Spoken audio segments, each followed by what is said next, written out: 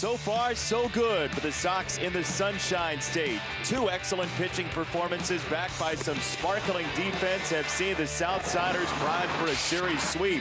Today, the Sox turn to veteran righty James Shields to take the mound at his former home against his former club as the Sox go for 4 in a row on NBC Sports Chicago.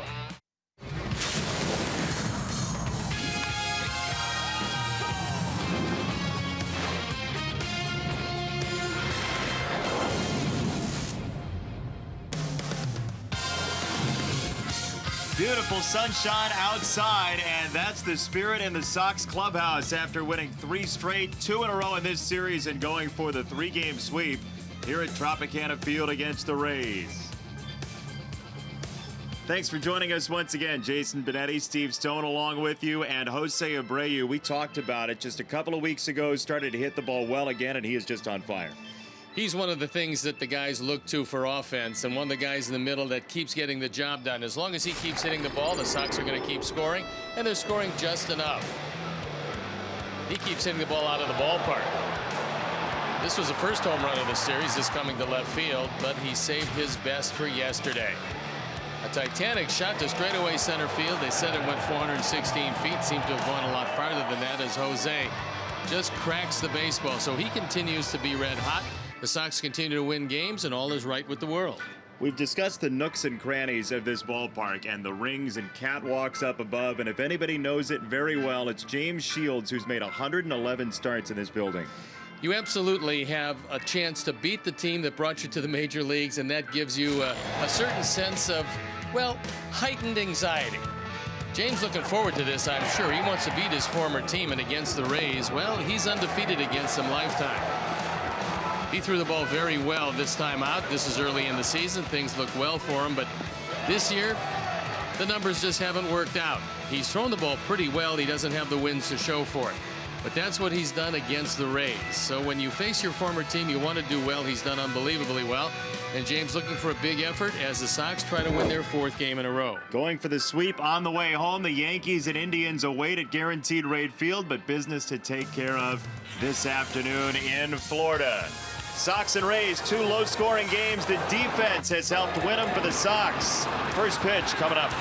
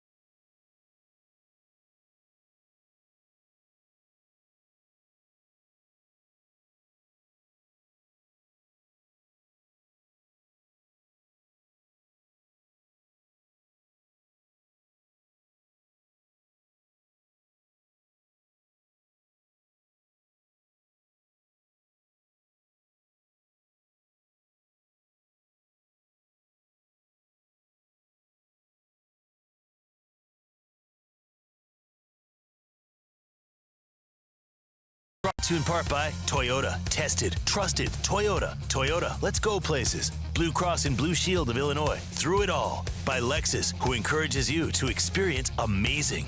And by Miller Lite, the original light beer. Miller Lite. Hold true.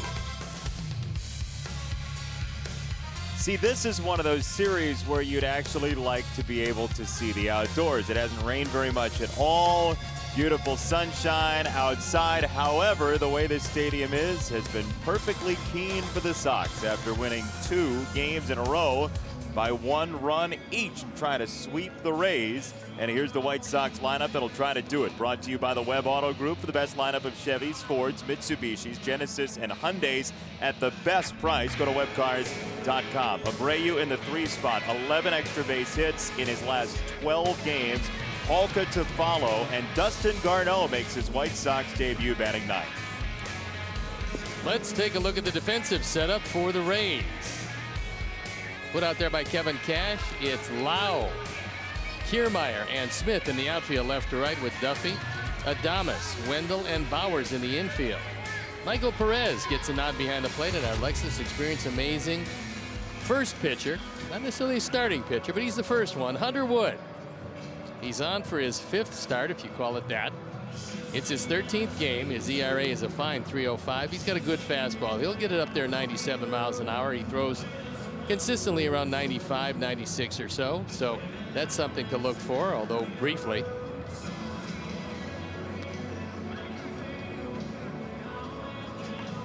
The umpires for the game today, Jerry Meals, the crew chief, has the plate. Then it's Ed Hickox at first. Ramon DeJesus, who had a great game behind the plate, he's at second base today, and John Tumpain has third base. So it appears we're ready to play baseball, as these Rays believe they still have a shot, albeit a slight shot, at the wild card. They've got to pick it up if they intend to do that, and they've got 3 trips to Toronto the last part of the season. So we're ready to play baseball. I'm ready to turn it to the one man in Middle to South Florida who wants to see no dome on the ballpark, Jason Benetti. Just right now, the sun's out. It's beautiful outside.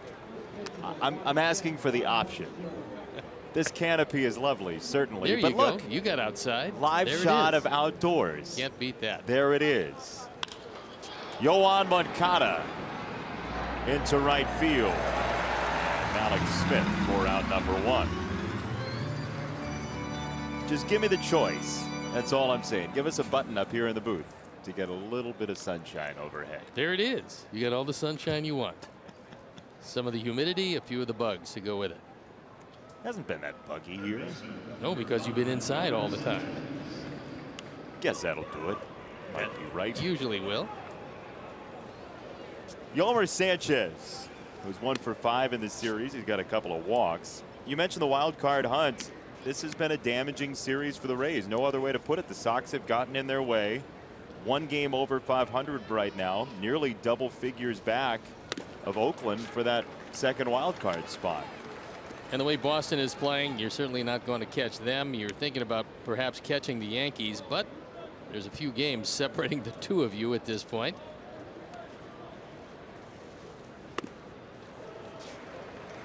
The wild card looks like it's in the rearview mirror for Tampa Bay, especially because of these last couple games, but they could get hot. You never know.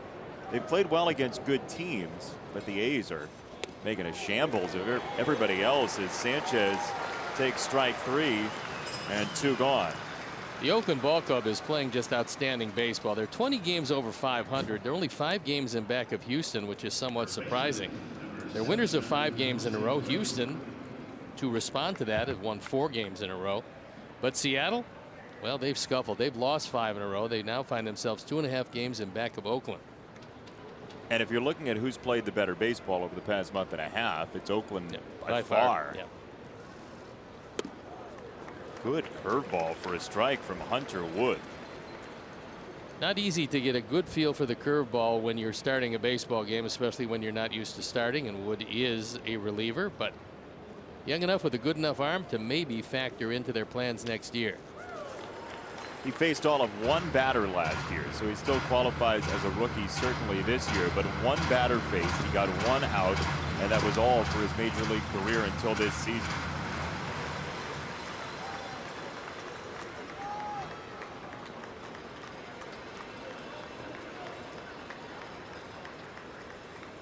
No balls, 2 strikes on Jose. After Wood buried one into America's #1 beach in front of the plate just moments ago. Wood originally 29th round draft pick in 2013, so they get a lot of mileage out of him. Rogers, Arkansas, his hometown. Not far from Fayetteville. 6'1", 165. 185 if you include the hair. Could very well be. 2 balls and 2 strikes on Abreu, who's tied a career high with a home run in those 3 straight games we told you about in our open.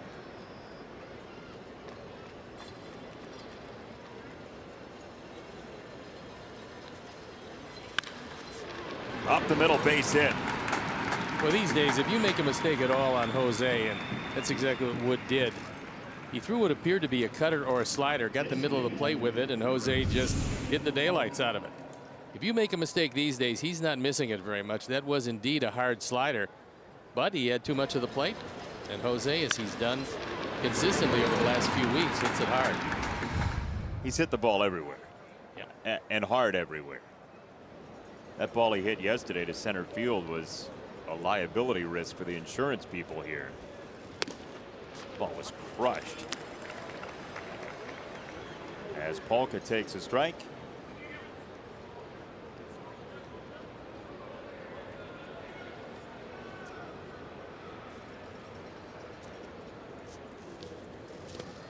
Daniel, last 15 games, has an on-base plus slugging at 1126. The home run number continues to mount for him. He still has the hardest hit average home run ball for anybody who does it at all regularly this year.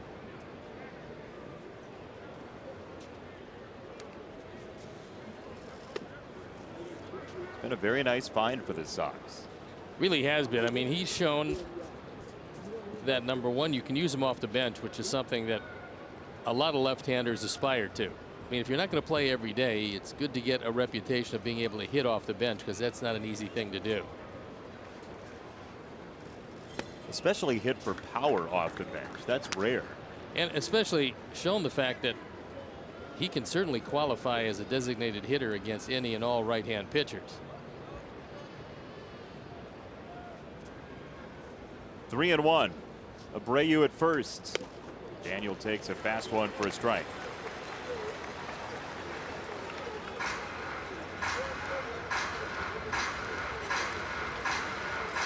There's Avi, who's batting 5th today behind Polka. Balance in the lineup, 2 switch hitters, then a righty and a lefty, then the right-hander Garcia. Jose runs, and that's strike 3. A better pitch than the 3-1 from Wood. And it'll be James Shields back here at the Trop after this.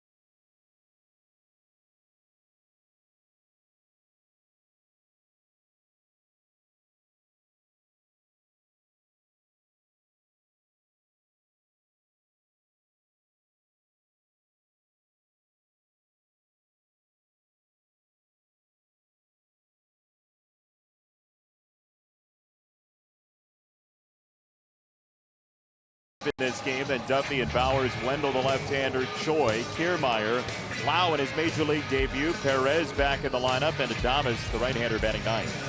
Defensive setup for our Sox, and this is how Ricky Renteria is going to put them out there today with Nicky, Liuri, and Avisail left to right. Then it's Yomer, Tim, Yoan, and Jose in the infield with Dustin Garneau behind the plate. Our Lexus Experience amazing starting pitching is the former Ray, James Shields. On for his 24th start, his 25th game. Looking for his 5th win, his ERA a touch above 4.5. James Shields, for his career in this building, 111 games started. 772 innings looking at this plate. Last time he threw here was 2014. It was with Kansas City, and he threw 7 shutout innings, striking out 10. That's a pretty good run at it.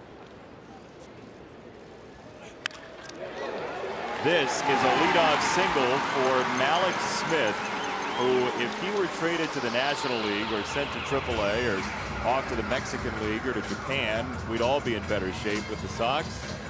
He's just wearing the Sox out this year. And when he gets on, he normally looks to steal. If he's aggressive enough, that will most likely set up a situation where you can pick him off. Depending on how big that lead is, James has a wonderful move.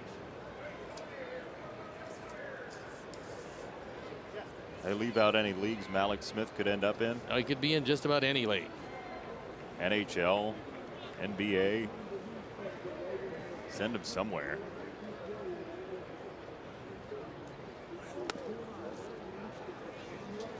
Ball number 1 from Shields to Matt Duffy, who's 8th in the American League with that .302 batting average.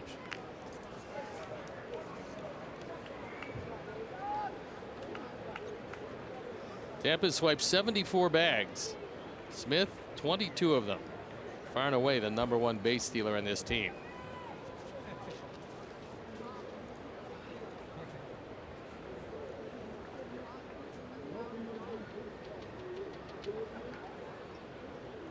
Tampa Bay has really struggled in low-scoring games this year. They've played a lot of them, and they lead the league in losses when they've held the opponents to 3 or fewer. So the pitching and points this year in losses and streaks of losses for Tampa Bay has been there. The offense has not.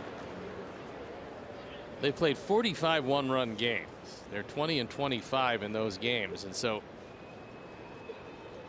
if you get them to a 2-run game, they're a little better. They're 10-4 in 2-run games. They play a lot of close games. On the ground, Anderson, Moncada, and that is all. The Sox get 1. Duffy safe at first, but you get rid of the tremendous speed of Malik Smith. You have to watch Duffy because he will run. He swiped 8 bags, been caught 4 times, but Smith is the #1 culprit, and he is descending into the dugout.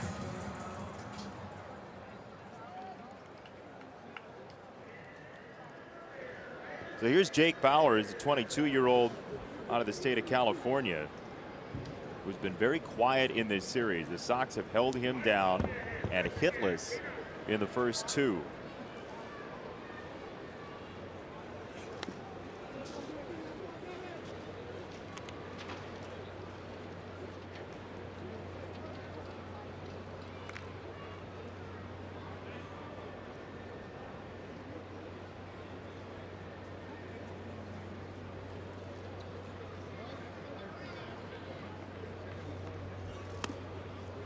That is outside 2-0. James Shields, and what he throws. Here's a look at James's arsenal for the year. He doesn't throw the fastball a whole lot.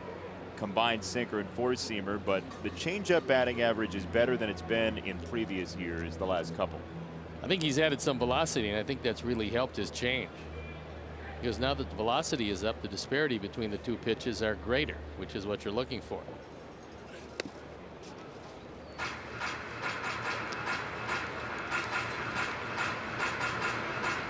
Well, James certainly has an affinity for this place. He was drafted by the Rays in 2000. He came up in 2006 when he was still a young pup. And some of the records he has for this franchise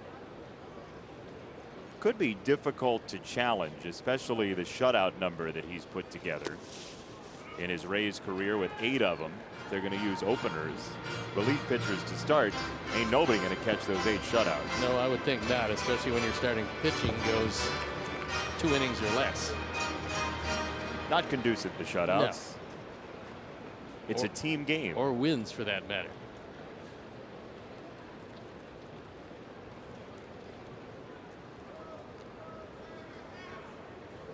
Throw to first. You're talking about individual wins. Yes. Now time for Old Dominion bringing his best, and James Shields did that very thing here in Tampa Bay. He is a career leader in strikeouts and innings pitched and just about everything for the Tampa Bay Rays / Devil Rays from 2006 to 2012. 3-1 is there, called a strike. 3-2.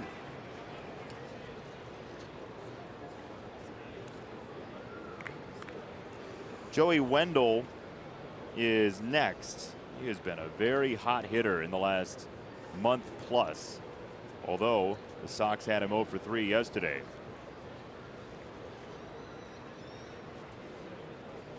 Duffy does not run, and that ball's cracked foul.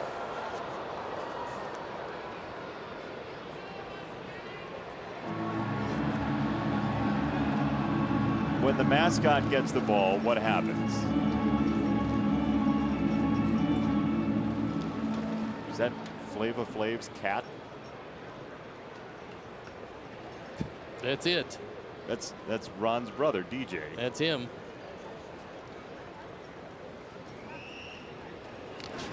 Throw to first is not in time.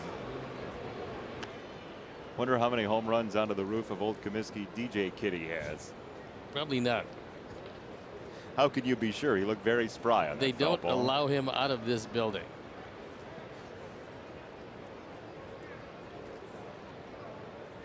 Three balls, 2 strikes on Bowers. Duffy runs this time, pitch is low, and the throw won't matter.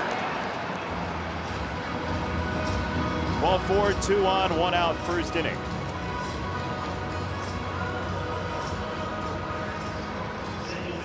Well, that would have been a strike him out, throw him out, except for the nagging little detail that it wasn't a strikeout. That'll sneak up and get you sometimes. That'll get you. So here's Joey Wendell, 28-year-old second baseman. Really a good player. I've been impressed by him. He's put together some very good at-bats during the course of our season series. Talking about a guy hitting at 285, so that's a good number. Doesn't drive in a whole lot of runs, but he will get you a good at-bat, although he doesn't walk very much at all.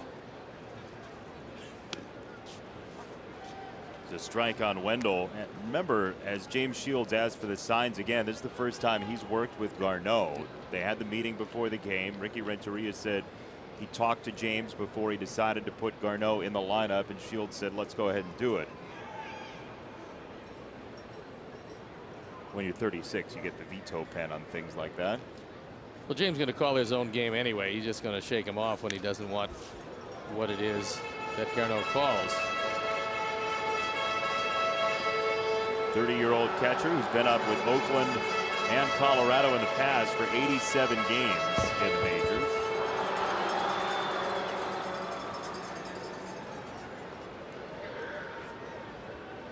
Duffy at second, Bowers at first. For a Tampa Bay team that's only scored 3 runs in 19 innings in this series.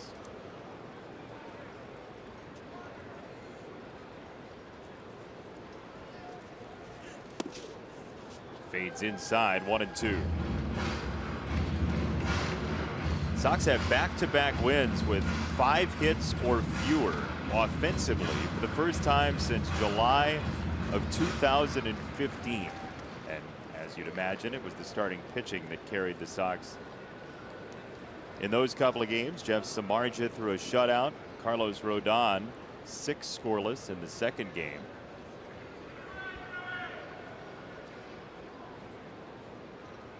1-2.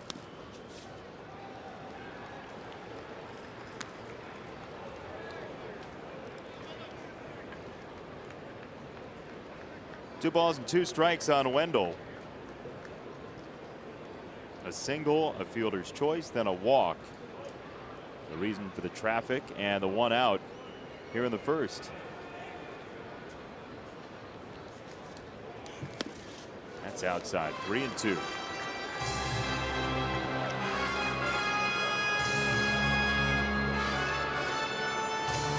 Choi next, then Kiermeier. A lot of lefties in this lineup today for Tampa Bay.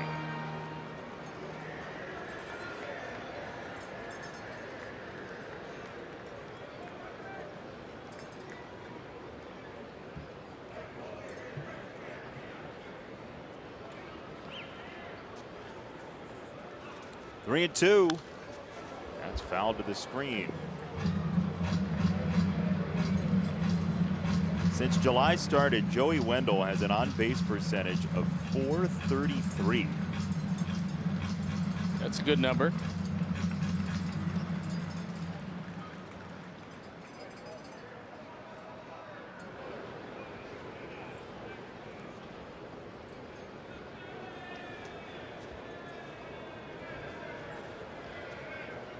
Three and 2. Fouls it off himself. So nearly 20 pitches already in the first inning for James Shields.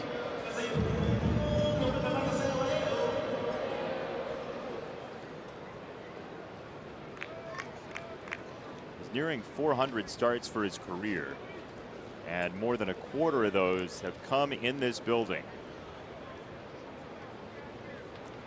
Was in the elevator yesterday, and one of the elevator operators was so excited she just had James Shields in her elevator. He was a star here. Left side, that's through.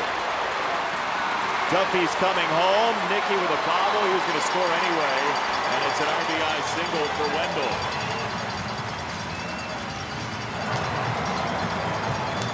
RBI number 32 for Wendell.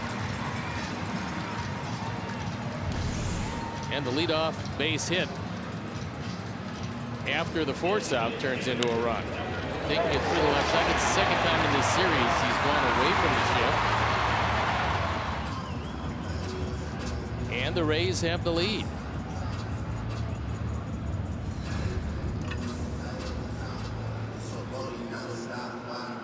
There's not been much of that for Tampa Bay in this series. The Rays scored first yesterday. It was 1-0 after the Adames single in the second.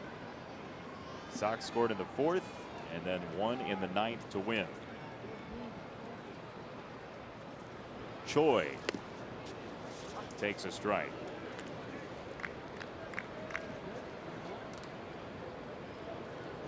Ji-Man Choi has 14 strikeouts already in his time with Tampa Bay, not 50 at bats.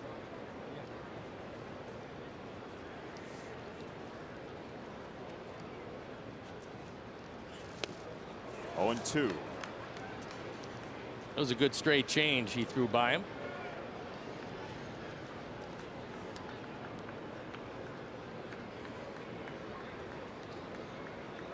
That's Milwaukee and Tampa Bay combined for Choi.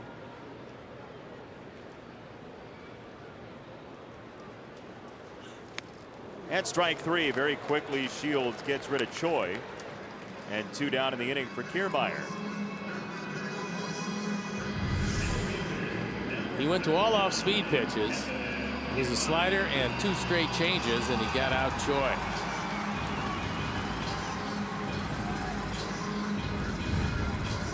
You could wager that Choi will see some more of that next time up. I would think you'll probably see it until he puts a bat on the ball.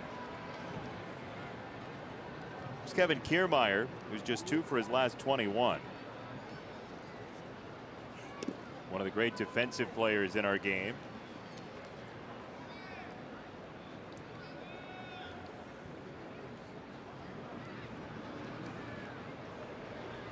He's got Wendell at first, Bowers at second. Close pitch, 2-0. Sox come in at 40 and 70. Tampa Bay 56 and 55. But the Sox are actually closer in the Central than the Rays are in the East to first place.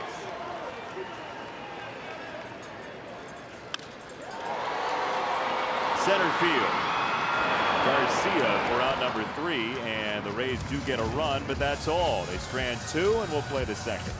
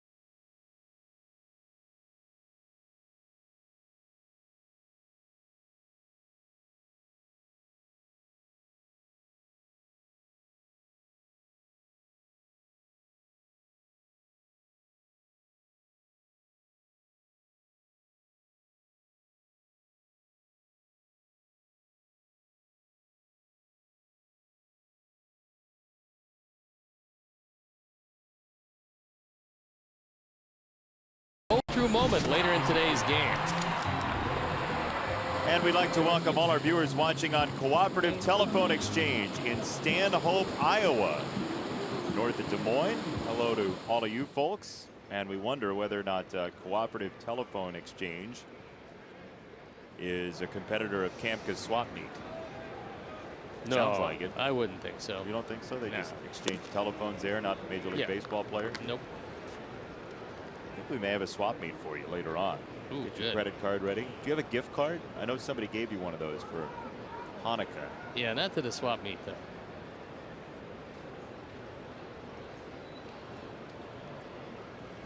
Avi Garcia with a foul ball. 1 ball, 1 strike. We were talking about Cleveland and the division lead in the Central before we hit the break. Indians are 9 up on Minnesota.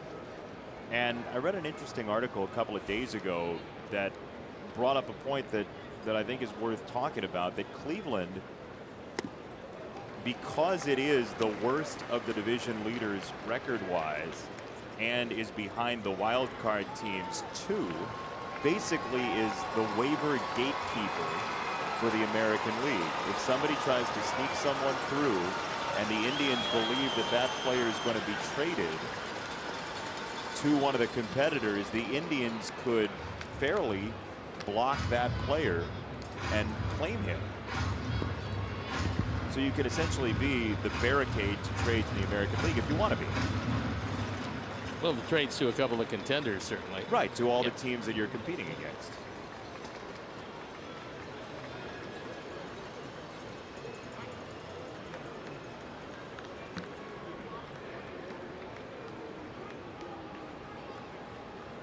You wouldn't imagine that the Angels and Royals are going to make a trade the Indians would care very much about. Depends on who they're trading him to. No, I'm saying if the Angels and Royals were trading. Yeah, no. Together? No, Yeah, probably not. Right. 3 balls, 2 strikes on Avi. Delmonico next, then Leury Garcia.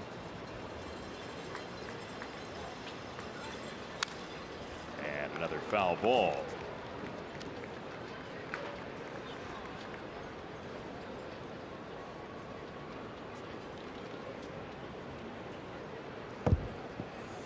Hunter Wood taking up as many innings as he can today, and then the belief is Ryan Yarbrough is going to come in, as there is ball 4 on Avi.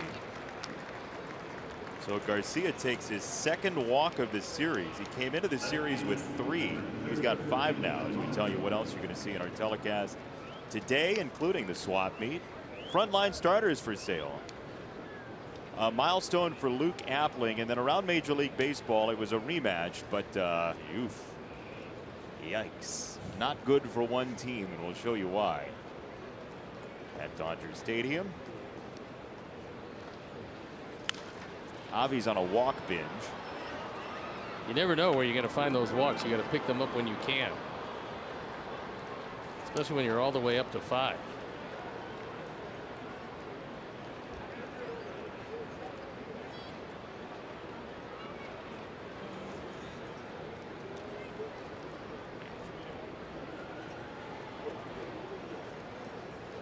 Oh, 1 in the air and foul left-hand side.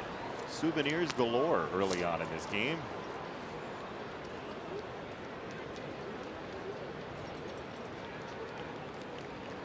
Wood has started a few games this year, so although it hasn't been a whole lot of innings for him, he can probably go somewhere into the 3rd if Kevin Cash wants him to do that.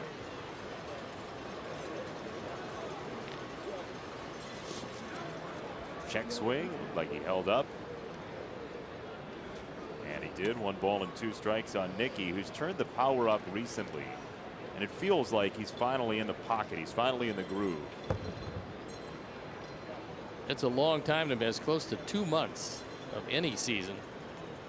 It's a lot of at-bats you're not getting and a lot of rhythm you don't have, so it takes a while to come back and get the feel for it again. Matt Moore hit him on the hand in mid-May and knocked him out for a good chunk of this season, as Wood has his 3rd strikeout. Elvis Night, Friday, August 17th at Guaranteed Rate Field. Join us in remembering the king of rock and roll as the Sox take on the Kansas City Royals, 7:10 p.m. Be sure to stay for the post-game fireworks show. WhiteSox.com to get your tickets today. That outfield grass actually, it's not grass, looks a lot like the carpeting in Graceland's Jungle Room. Now that I think about it, with Elvis Night coming up. I haven't been there. You haven't? Nope. There's a pretty little thing waiting for the king down there. Does it look like that? It does. Now I don't have to go there. Perfect. There you go. Memphis South. 0-1 on Garcia. Avi over at first. Leori at the plate. Fastball at 94. Looks like it's jumping up on hitters. He doesn't have the real good fastball today that we have heard about from him, but it's good enough. It's been consistently around 93, 94, and looks like it's got some late life, especially when it's upstairs.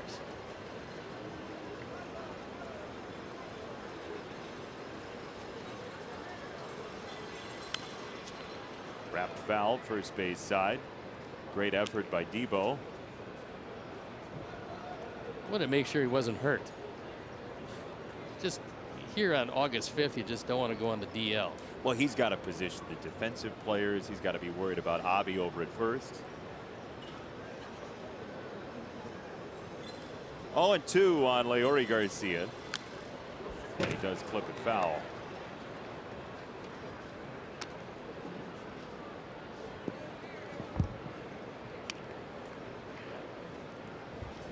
Just 2 balls in play so far for the Sox. A line out to right, a single to center, 3 strikeouts and a walk. This is the finale of 3. Sox aiming for the sweep. It would be the first Sox road sweep since 2 years ago, just about. It was April of 2016 against Toronto, so more than 2 years ago. The last Sox road sweep in 3 games. That one kicks around. Avi was off. And we'll see if they do give him a stolen base. I think you pretty much have to give it to him because he was taking off. So they're going to give him the stolen bag. See him taking off. And then no play is made.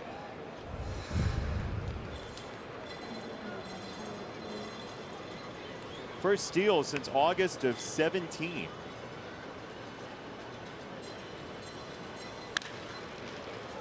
And now he moves over to third on the ground ball from Leori Garcia. Wise choice of a stolen base, stayed out of the double play and kept the inning alive.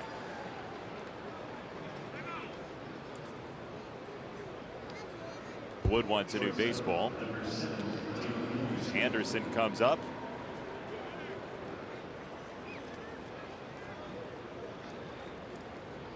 Tim's had a very nice defensive series here in St. Pete.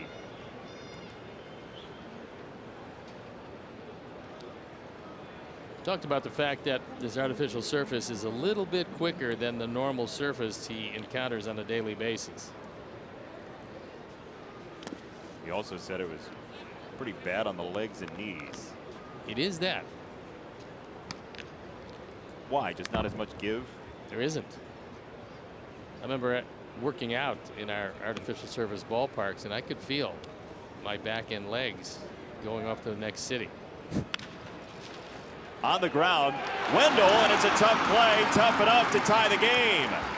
Anderson skids it by on that infield to even the game at 1.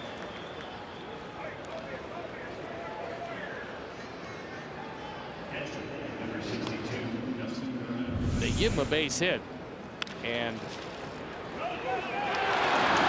on the backhand, lets it go under the glove. It winds up aboard. He's going to drive in a run. That's going to be his 45th. That was a rocky hop before the hop that presented itself to Wendell. The high one, then it bounced a little lower as Garneau stands in for his first major league at bat this year.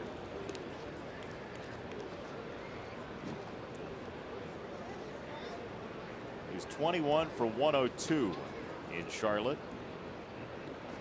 10 of the 21 extra base hits. He had quite the harrowing trip to the majors a couple of days ago. He had to connect through Atlanta, but his flight was delayed, so he's going to miss his connection. Got rebooked, but on a different airline. He had checked a bag, so he had to leave security, go to baggage claim in Atlanta, find his bag, then sprint back to the terminal through security and get to his flight in order to get here. So that sounds like grand fun and the glamour of the big league life. But he did make it. He did. He's right here. Look at that. How about it? It's unbelievable. Had he not made it, the Sox would have had an out.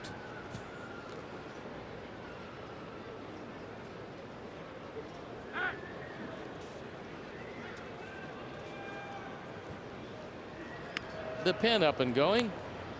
Ryan Yarborough. 10-5 this year, so he's come in at a perfect time.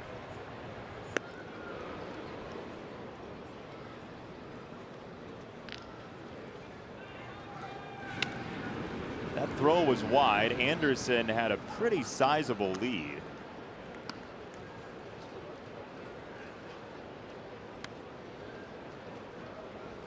And once again, dirt causing trouble.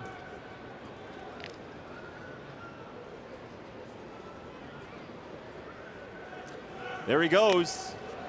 Throw down to second.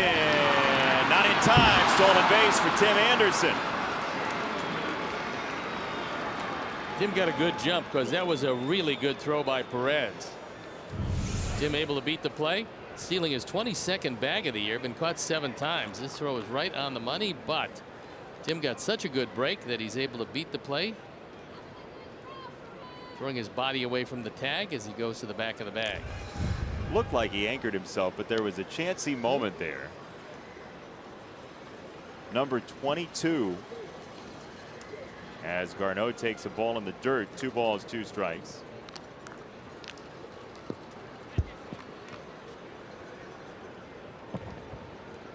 The Sox stolen base number 78 came earlier in this inning. Number 79 for Anderson there. That's top 5 in Major League Baseball.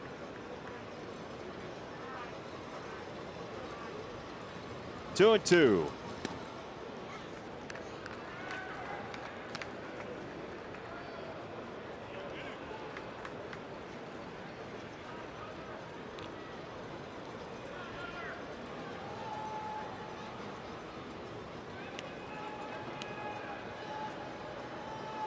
Twenty-four-year-old Hunter Wood against a man 6 years his elder, Dustin Garneau. Down low, it's a walk. Second walk of the inning for the Sox. And 2 on for the top of the order, Moncada.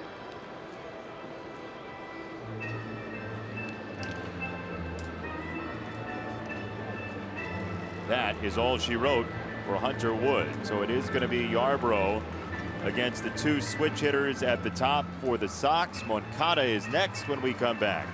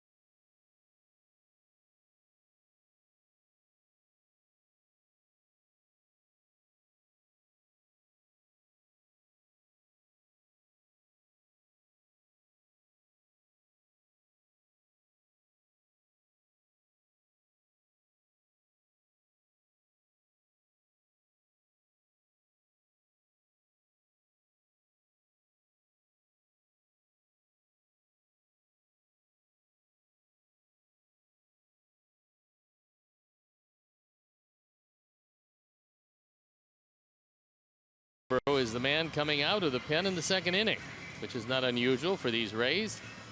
He is 10-5. ERA a touch over 4. There you look at the rest of the numbers. 100 hits in 103 innings, 91 strikeouts is good, so the control has been pretty good for him. And he will turn around Moncada to hit from the right side.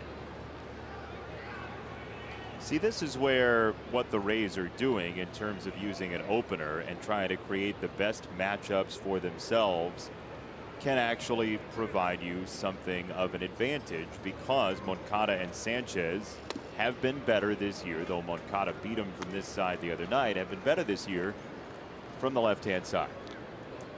Considerably.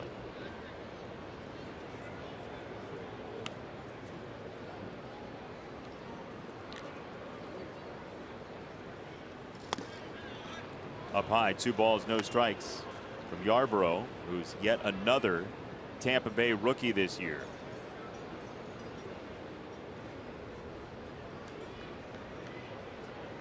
It's from nearby Lakeland, about an hour away.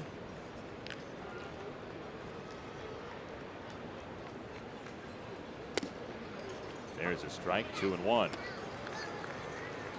2 walks and a hit in the inning for the Sox to tie the game.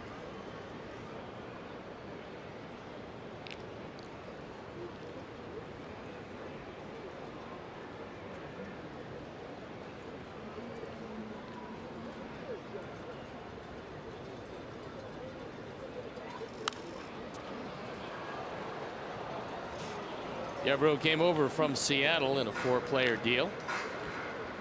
That was January of last year.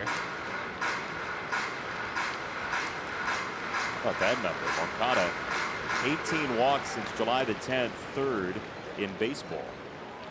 That's good.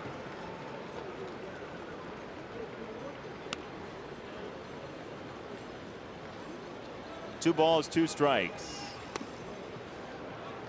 Fed inside, 3-2. Now the advantage is that everybody will be running.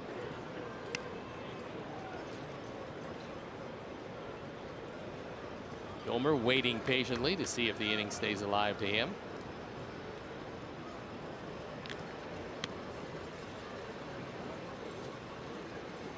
Payoff coming.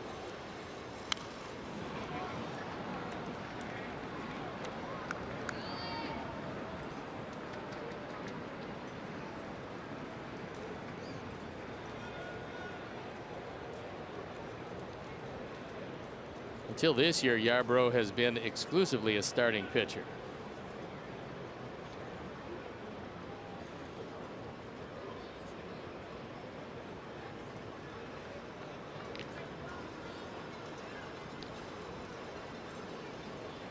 Three and 2. That's inside, and he checked his swing. It is ball 4. Moncada with his 19th walk over that span we showed you. And the bases are loaded with 2 down. Yoan Moncada was intentionally walked yesterday, so our random White Sox leaderboard locks in on the most consecutive games with an intentional walk. Show your friends you're either smart or really nerdy with the random White Sox leaderboard. Ken Henderson, 4 straight games, and then a bundle of people with 3 in a row. I came over in a deal along with Ken Henderson. Who knew he'd be the walking man? When you get traded for somebody, do you have a special bond with that person or with somebody? No. You don't have like a mini convention or something that you go to for traded people that year? Not yet. It'd be kind of fun. We could start it, though. Francisco Liriano would be there every year. In the air, short center field. Kiermeier makes the call. And the Sox leave him loaded. Here in the 2nd inning, we're tied at 1.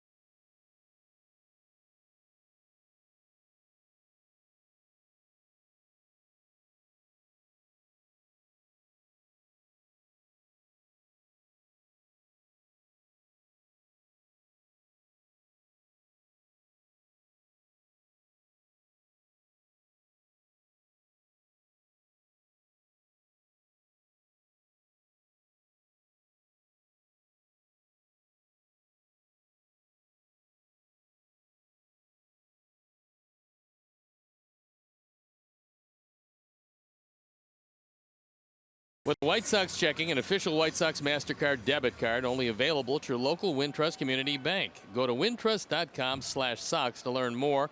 Wintrust Community Bank, member FDIC. In the shadow of that water tower, Brandon Lau makes his major league debut. A young man who started the season in Double-A with the Montgomery Biscuits has hit the ball so well that they called him up today.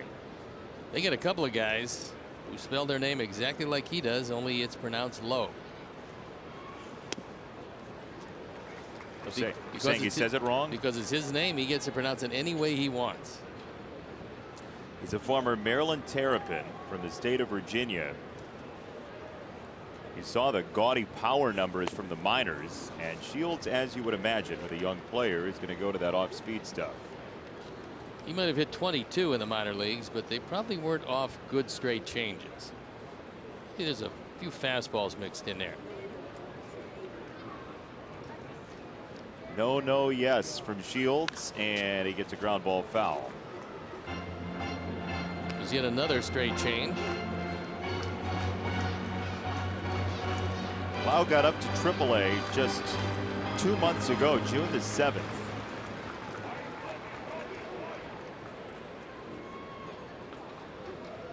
He was an A-ball last year, the Florida State League MVP. In the air, left-hand side, Nicky on the move toward the corner to collect out number 1. Take your family of 4 to a White Sox game before the kiddos have to go back to school. Family 4-packs, they're just for you. 4 tickets, 4 hot dogs, 4 chips, 4 sodas, as low as $49. Upper and lower level packages are available, and you can get yours right now at whitesox.com/4packs. And your choices are just outstanding. Yeah, you get food, you get tickets, it's all good. It is that. Big time homestand coming up. This next homestand, the Yankees are in for 3. The Indians are in for 3. They're going to be angry Yankees, by the way. The way things are going, you would think that they wouldn't be particularly happy. They're not playing great baseball. Judge is out. Sanchez has been out. And they find themselves 8.5 games back after losing 4 games in a row. 8.5 back of Boston. It's the wrong time to start losing games to the Red Sox if you're the Yankees, and that's what's happened this weekend.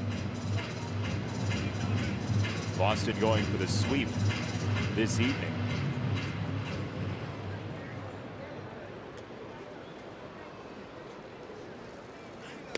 There's a strike to the young Rays catcher, Michael Perez. He's got a chance to do pretty well here. He's going to get an opportunity. And we've seen defensively, he's very good already.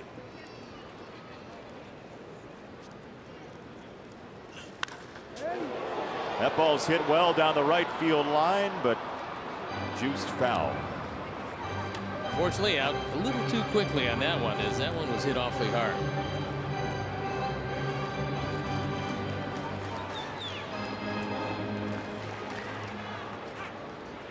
And he calls for time.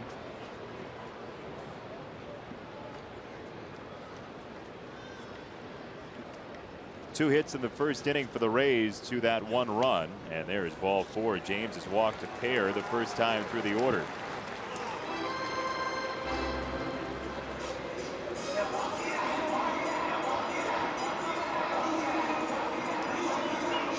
James not happy with himself. No, a little unhappy. The result of that particular walk to a young hitter.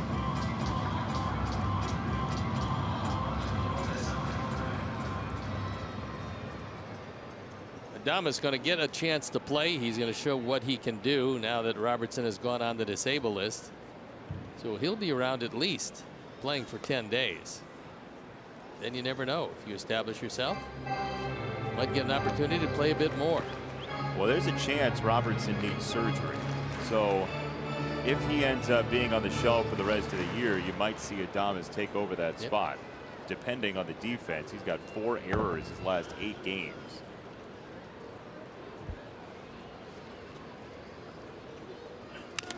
Not that errors are the end-all be-all defensively, but it's not a great sign. No, but this field will take a little getting used to, you would expect. Completely different than just about any place that he will play.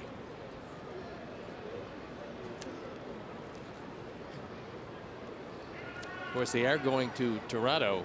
3 straight series. There's a stop in Toronto. 3 straight road trips.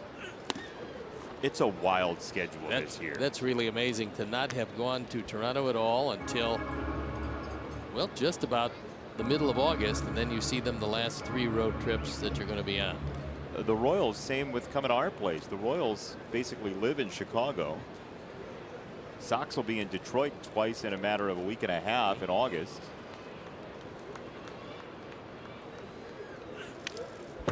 2-2 on Adames.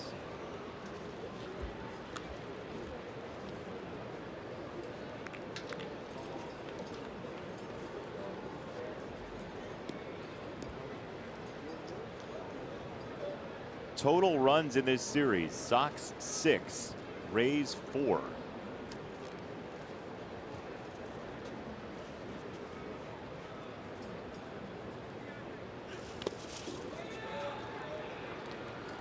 Three and 2 on Adames. And look, the Sox starting pitching has been a major factor in those 2 games. Carlos Rodon yesterday, 6 innings, 0 earned runs, 1 unearned. Giolito 7+ on Friday, 1 earned run. Starting pitching recently has been very good.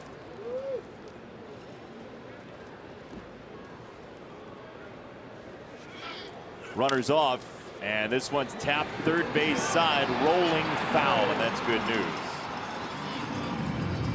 How good has the starting pitching been, you ask? How good? We have that for you graphically represented. In August, 259 so far, less than a week in. June was the best of the month so far at 448.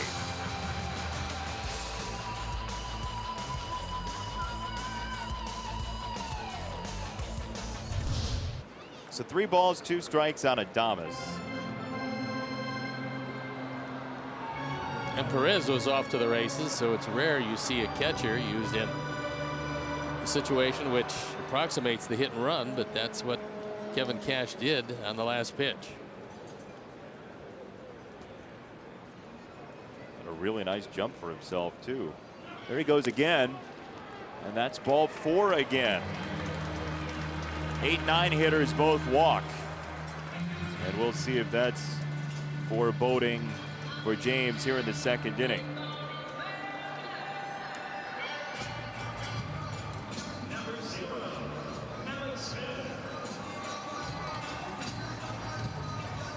James Shields, who threw 6 postseason games for Tampa Bay, including a World Series win in his game, 5 2/3 of shutout baseball and 7 hits.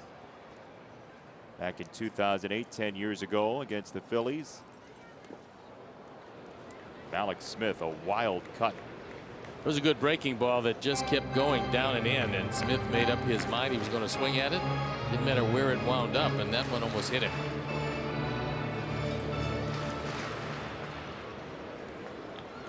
Against our Sox, Smith has been awfully good this year.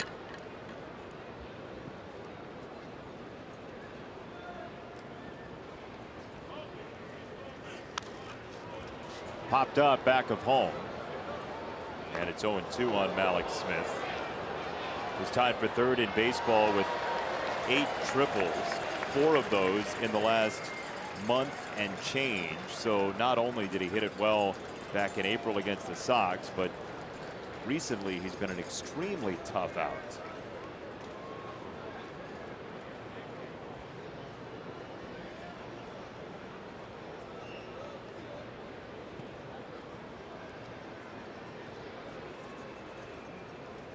Oh, 2.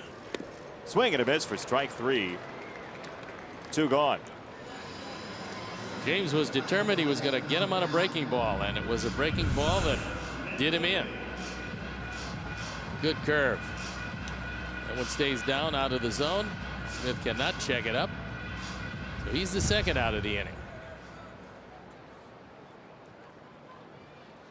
Well, after these walks, James has displayed quite a bit of intensity, and you feel like he may have just locked himself back in.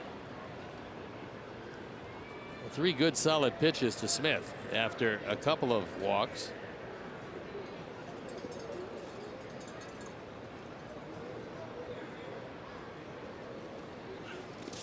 Breaking ball in the dirt on Duffy, the rare right-hander in this lineup.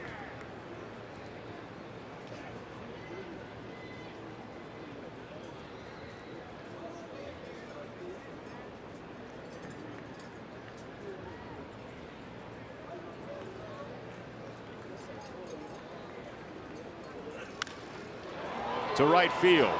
Avi on the move into foul territory. He can't make the play. That ball slicing away from him. Unfortunately, he was able to pull up before he tumbled over the stands. It's a very low rail, and Avi knows exactly where he is. He realizes that he's coming up pretty quickly on that. So pulls it up. A plate of food he could have noshed, John. Could have. It was abandoned, so the rules of food say that if there is no owner of the food in foul territory and a player goes over there, the player can eat the food without reprisal. Looked a little long in the tooth, however. It looked like most of the food had already been picked over a few times. Maybe 3 or 4 times. Maybe that's why it was vacated. Could very well be.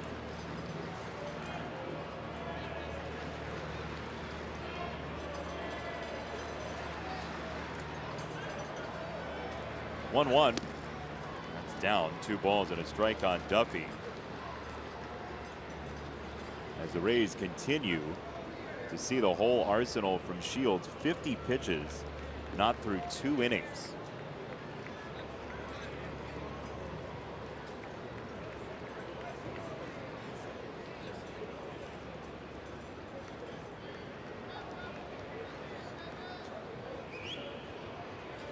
Two and 1.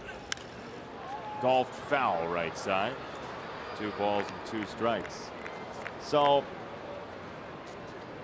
it looks like the food now has an owner, but what is that? Is that eggs? Like a caprese salad or something? No, that's still lonely food. Partial owner, maybe. What else is on there? Can you tell? I think eggs. Looks like some refried beans to me. Eggs and beans? Yeah. Yeah. I'd leave it too.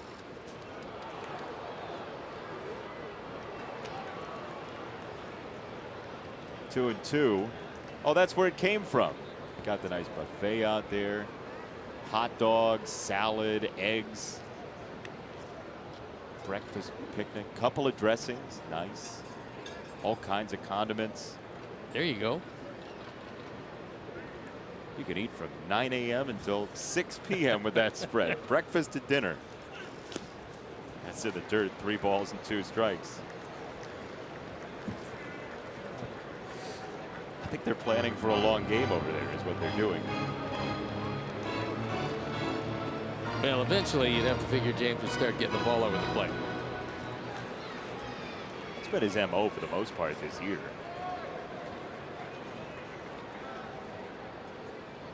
7 innings last time out. 2 of the last 3 have gone 7 innings. On the ground, Shields snares it and retires the side. 2 left on. We'll play the 3rd after this. What's Ricky Renteria's walk-up song, if he has one? We'll find out after this.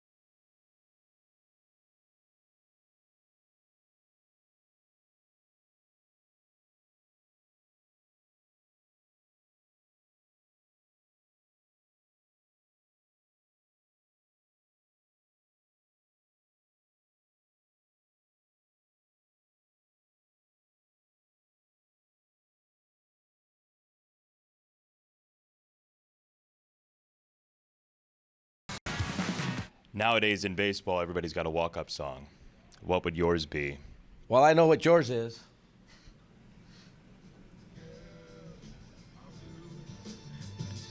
More importantly, that's more important. What's your walk-up song? Here it is.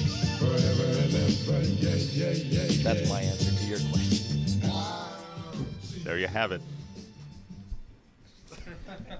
Ricky Renteria, ladies and gentlemen. He's dodging your question. Mixmaster Ricky strikes again. Yeah, You allowed him to dodge your question. he evaded.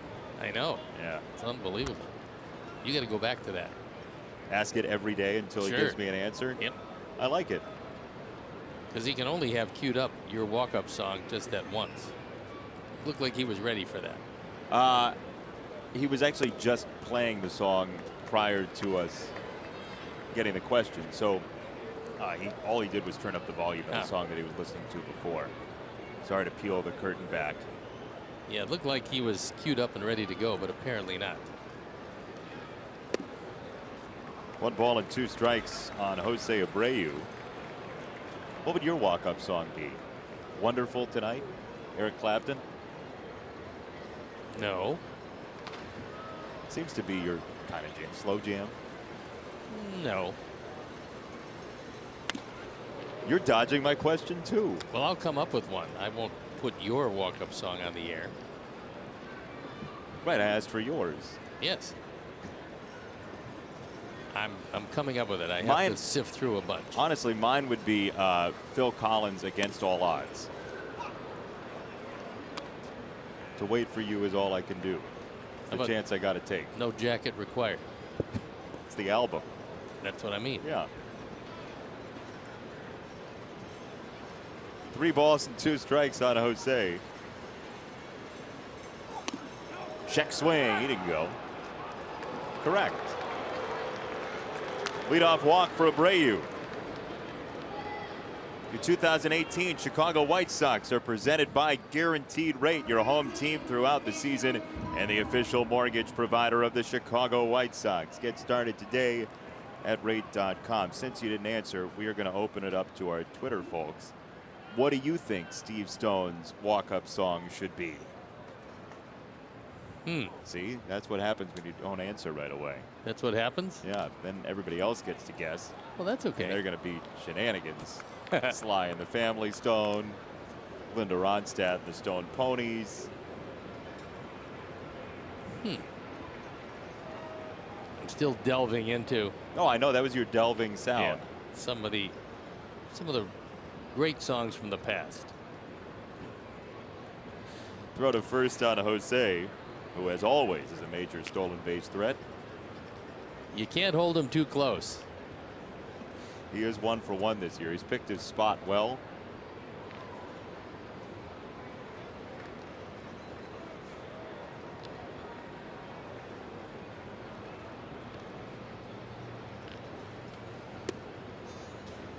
One ball, 1 strike on Polka.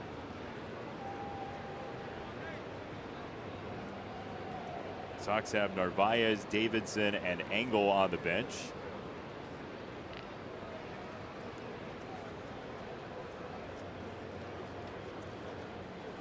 Good breaking ball. That time he had Daniel swing at the motion as opposed to the baseball, because as soon as he went out, dropped down from the side, Daniel started his swing and couldn't check it up as that one swept way wide of the plate.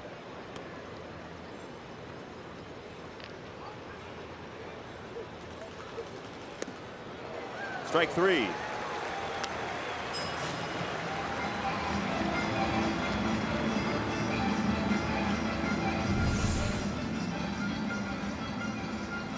Another breaky, this one down.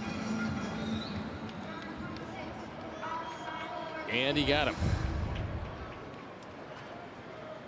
By the way, congratulations to the Smith family and the birth of their son, Wyatt Daniel.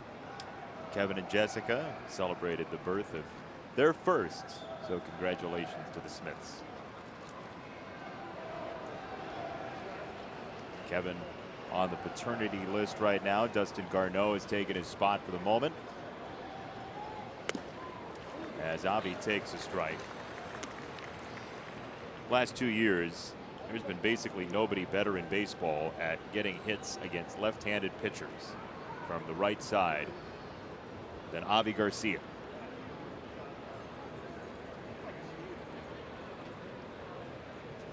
They're shading him way around toward right center.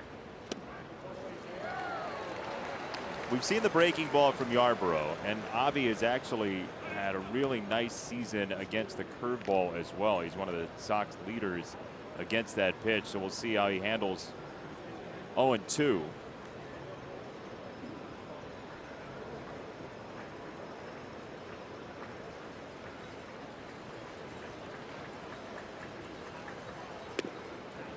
Down low, 1 ball and 2 strikes. Here are the Sox leaders against the curveball this year. This is exclusively the curveball, slider not included. Garcia, Anderson, and Narvaez the top 3. You're not expected to be a 300 hitter against the curveball. If you are, that's really a rarity. You're seeing a whole lot of hangers. But normally, if you see him in the zone, you're not going to have that high a batting average, although the last 2 pitches were straight changes from Yarborough. Just touched foul. We have so many good answers to what your walk-up song should be. Travis Madler says Forever Young. I don't know about that, but okay.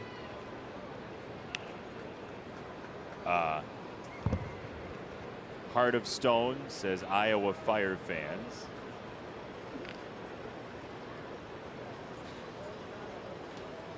Anthony says Rockstar by Nickelback, which is pretty much true. There you go. Nickelback. On the ground, Adames and Wendell and 2. Yes, he did anchor himself. Daryl Boston says take a look. So we'll see if the Sox decide to review this. Ricky Renteria says hang on. Joe McEwing waiting to hear from Mike Kashersky. Ooh. Now if Yolmer wasn't on the bag when the ball was out of the glove yesterday, maybe there's a chance. They can't tell if he was on the bag, but that ship has sailed, it seems. Sox won't review it, and we will play bottom 3.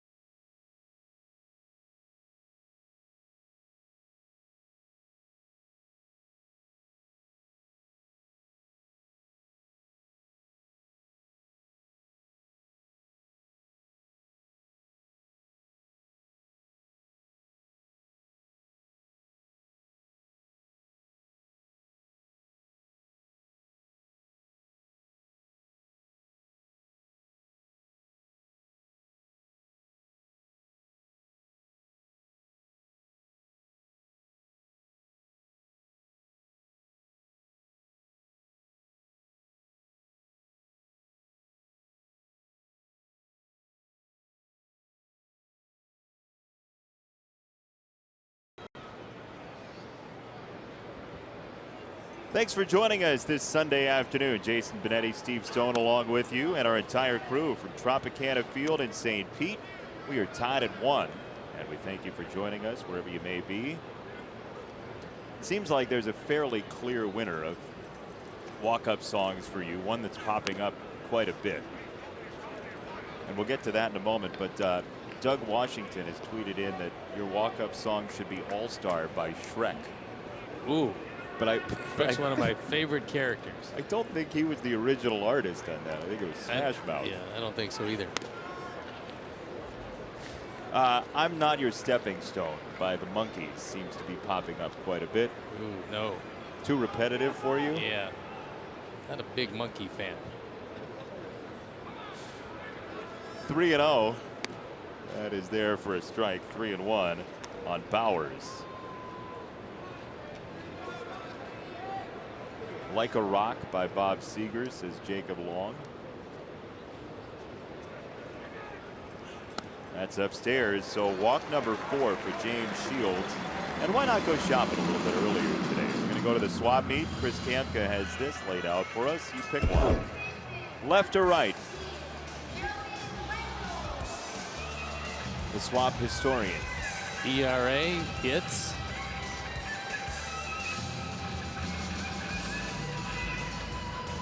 Age 26 season. Which one you want? Okay, I'll take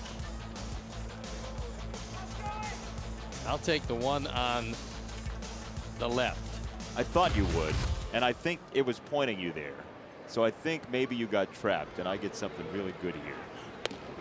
You think? But we'll see. Okay. I mean, it's usually a pretty good product. Kamka's not laying out things with zippers that are malfunctioning and bleach stains. It's not your typical outlet store.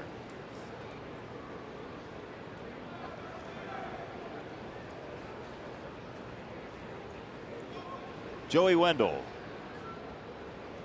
Bowers at first. And the bunt. Nicely laid down, and it goes down the line on the throw from Garneau. Bowers to third. He's waved around. Throw will not get to the plate nearly in time. And Wendell ends up at third. So bunt shenanigans have been ruling the day the last two here in St. Pete. Well, we're going to see E2. The question is, do you give him a sacrifice? Do you give him a base hit?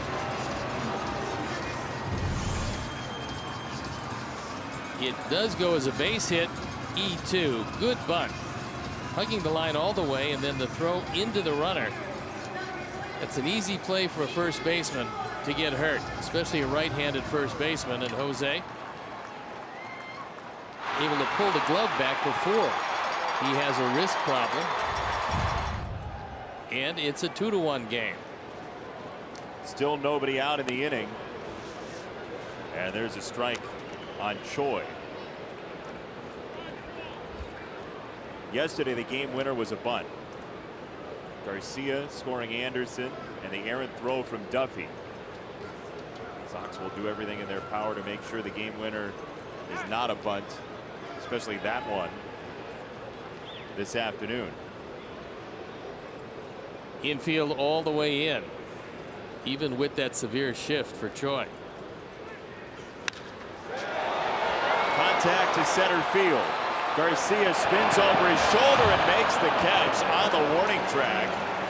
Wendell comes home, and the Rays lead 3-1. That ball hit awfully hard. It turned Liuri around a couple of different times, but at the end he did make the play.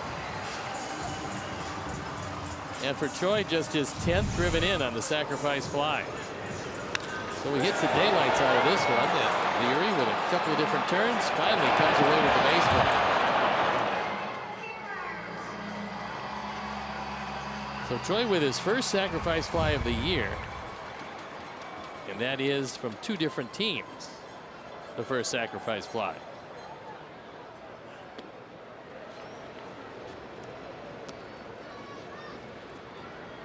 Well, one of the hallmarks of James Shields this year has been inning eating, and we have not seen this much out of the zone from him in many starts, if at all, this year. He's walked 4 in 2 1/3. Well, what's going to be interesting, because we've seen it on occasion where the control won't be there early, and then all of a sudden it comes to him and he starts throwing strikes, working more quickly, doing all those things that would allow you to get ahead of hitters. That has not been the case today.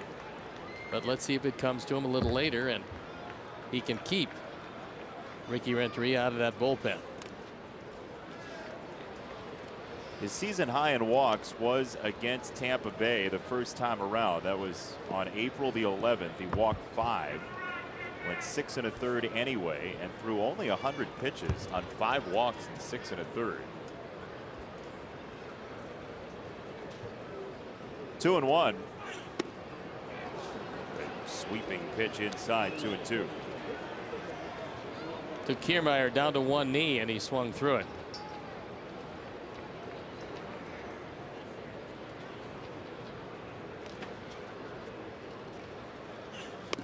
Breaking ball for strike 3, the slow curve.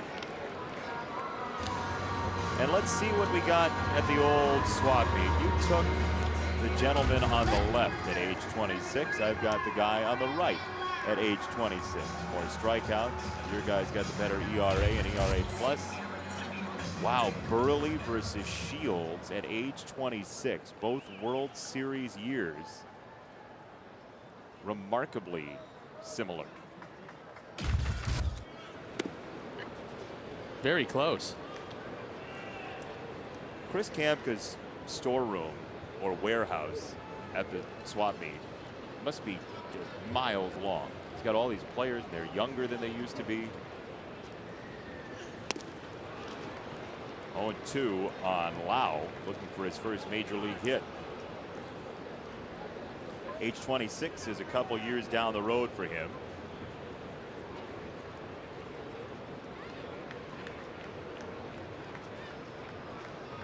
Oh, and 2, and he takes down low.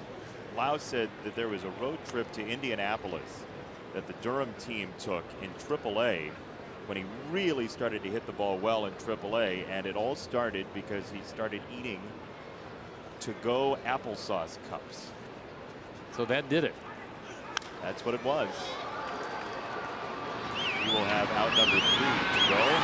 Anderson makes the play. The bunt and the error, and the Rays get 2.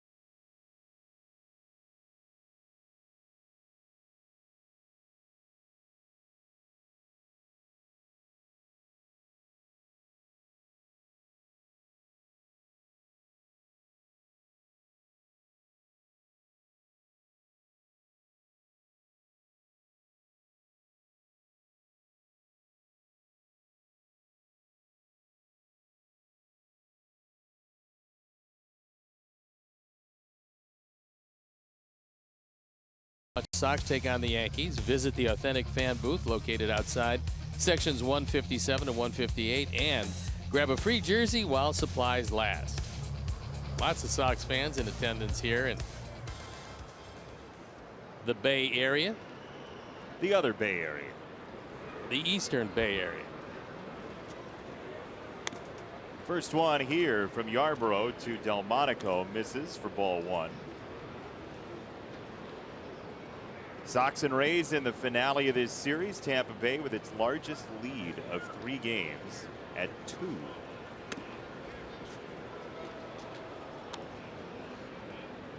A lot of walks so far this afternoon, 8 combined for the 2 teams.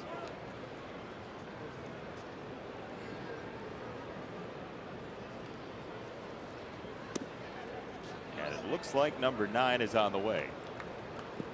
He hasn't really come all that close. First pitch you could have made a case for, but next 2 were way out of the zone from Yarborough.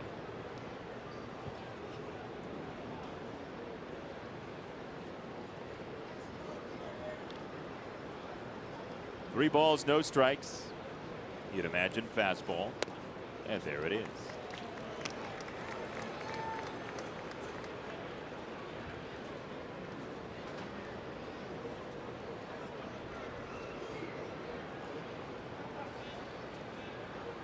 Three and one.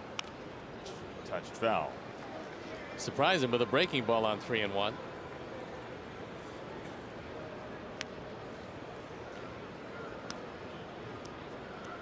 This is the 6th full count to 15 Sox batters. 40% of the batters have gone full. And that's ball 4. It missed inside. Here's your Sox math question for today. Winner, first correct answer, gets a prize from the road. Number of runs combined the first 2 games of the series were decided by, multiplied by the number of letters in the country where you can find the airport code SOX. There's an airport that is SOX somewhere in the world. Where is it? And how many letters does that country have? You threw a wrinkle into this. Oh, yeah. See how worldly our Sox math players are today. Oh, very worldly. You think so? Oh, absolutely. I'm pretty sure of it, too.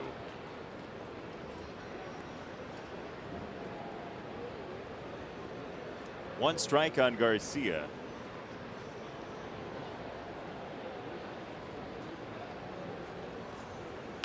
And there's the bunt. It goes pinging to the pitcher. You have to really softly deaden the thing here to get it to sit out in front of the plate.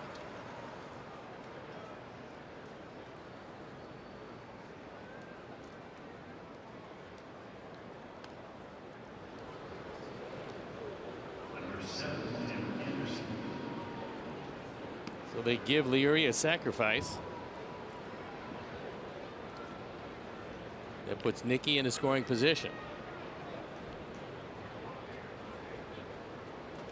Difficult for the official scorer to discern intent on bunts. So normally you'll see sacrifice in that type of situation, even if it wasn't. He's probably bunting for a hit, but he did get the job done.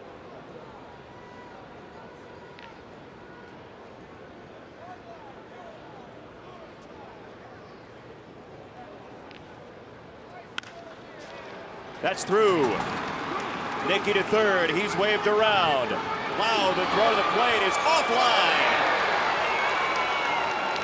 Tim Anderson drives in his second of the afternoon. It's 3-2. It's not a real good play by Lau in left field. He doesn't have much of an arm, and he allowed the trailer, in this case Anderson, into second base. He's a potential tying run as Tim takes it through the left side. He's 2 for 2 with 2 driven in. He now has 46.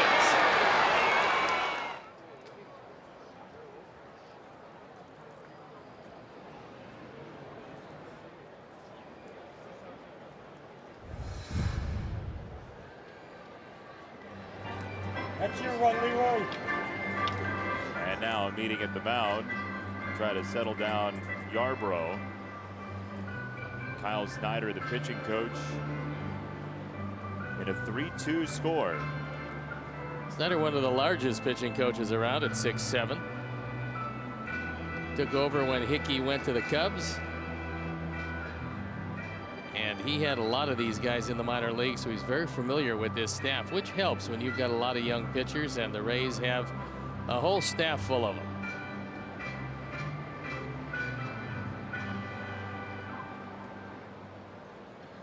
The Rays have been very likely throughout the years to promote from within. Guys who have been minor league coaches for them have gotten the jobs in the major leagues. As Garneau stands in,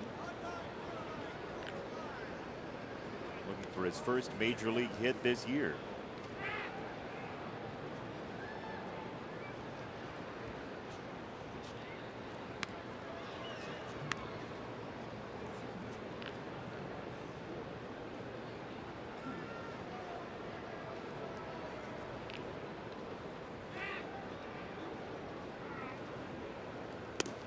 Outside ball one. Tim playing games with Wendell, the second baseman, who was thinking about sneaking behind him.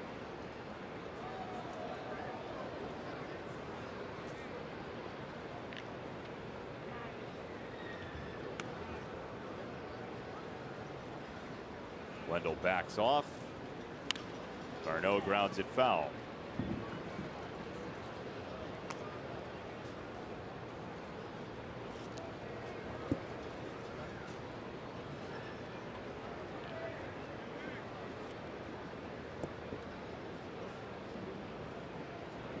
Three to two, top of the fourth inning this afternoon.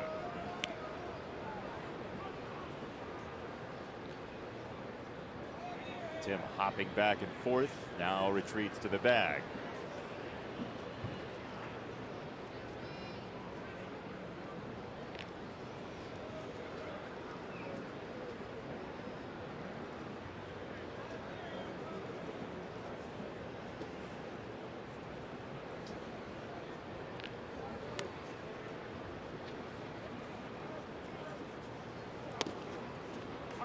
It's called a strike. Dustin Garneau out of Cal State Fullerton, former 19th round pick of the Rockies back in 2009.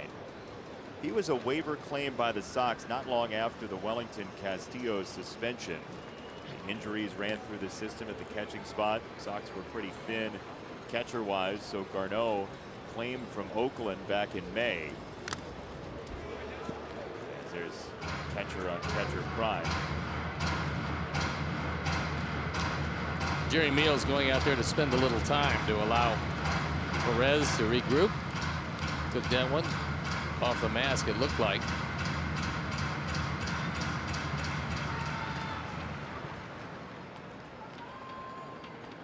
Ears might be ringing a little bit. Can happen to you.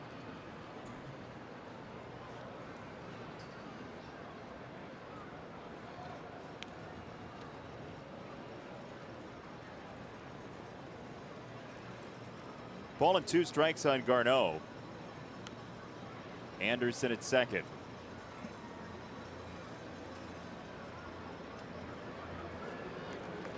You know, Tim's enjoying this a little bit.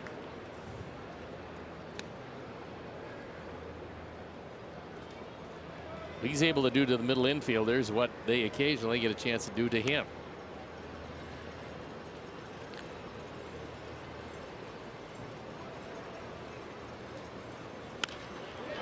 Line to left field and in. Anderson's on his way home. He will score, and Dustin Garneau drives in the tying run.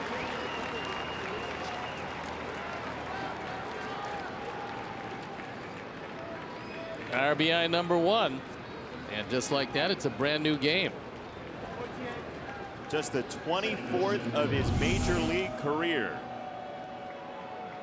That looked like a cutter. He was trying to get in on his hands. He didn't get it there, and he floated it over the head of Adames.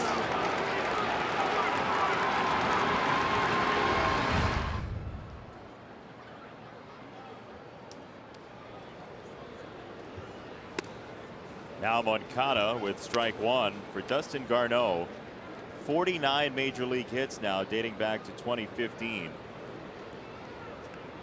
And something about catching for the Sox in the last couple of months. You're going to hit the ball.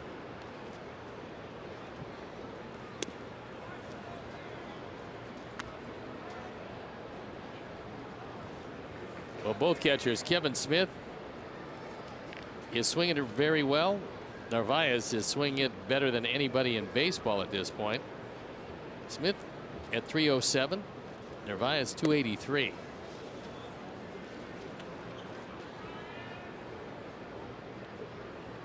The catching core has been awfully good.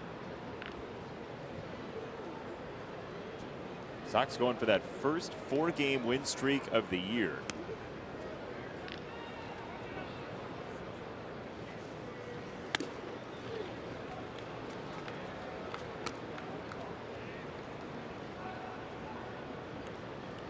And in this game, like in bowling with 40 pins, strikes are at a premium. They have been here this afternoon.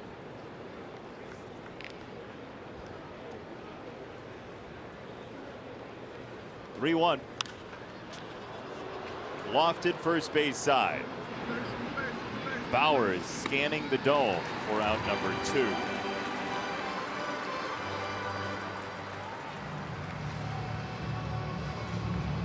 That brings up Sanchez with Garneau still at first.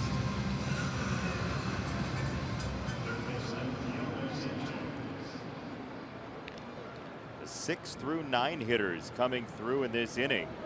Nicky a leadoff walk. Anderson batting 8th, the RBI single after the Garcia sacrifice. James Shields talking shop on the bench while Tampa Bay's lead shrivels. Lead is bye-bye. Maybe that's your walk-up song. Bye, bye, bye. But maybe not. 1 ball, 1 strike on Sanchez. Thanks for giving it so much thought. Well, you can't discount it out of hand, but pretty close to it. You can't? Yeah. 1-1 on Sanchez. That's off the plate. 2 balls and a strike.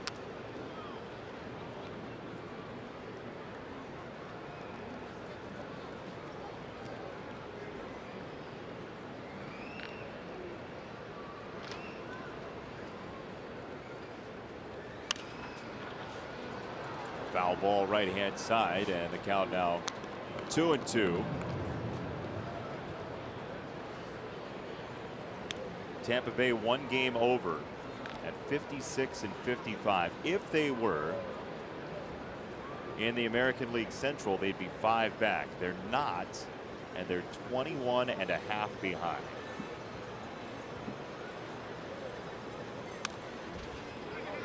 Which leads to what we've talked about in the past, that I think we agree that 2 leagues with 4 4-team divisions is a strong eventuality. Yeah, I think eventually you go to 16 and 16. Then you figure out how you want to put all 4 teams. Do you want to then change the divisions? Maybe go back to a balanced schedule. Yep. Which is a possibility. There's a world of possibilities that you have if you get to 16 and 16. The fewer teams per division, the better chance you have to make the playoffs, Yep. and that's good for competition. So you have fewer situations like Cleveland at 60 and 49 controlling a division, and then some team that's double figures over may not make the playoffs. That has a better record than Cleveland. That's a very distinct possibility this year. And also with 16 and 16, you don't play interleague each and every day of the season. Right. That is a huge difference. 2-2. That's strike 3, a fastball to 92. And the inning's over, but the Sox have tied the game. Anderson and Garneau have made the skies a little bluer.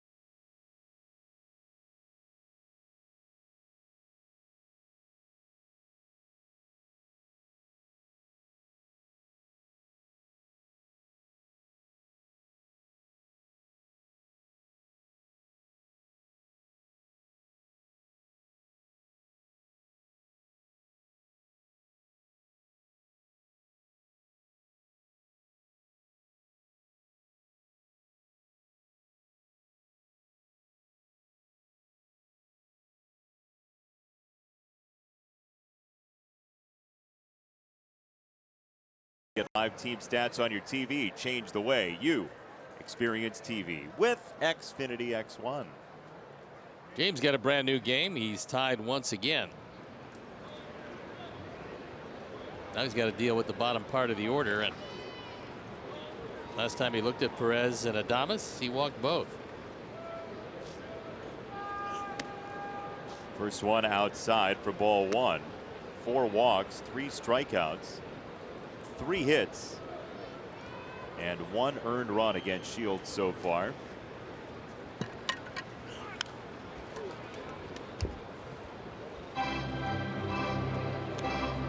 Perez came over in the deal for Matt Andriese from Arizona, former 5th-round pick of the Diamondbacks.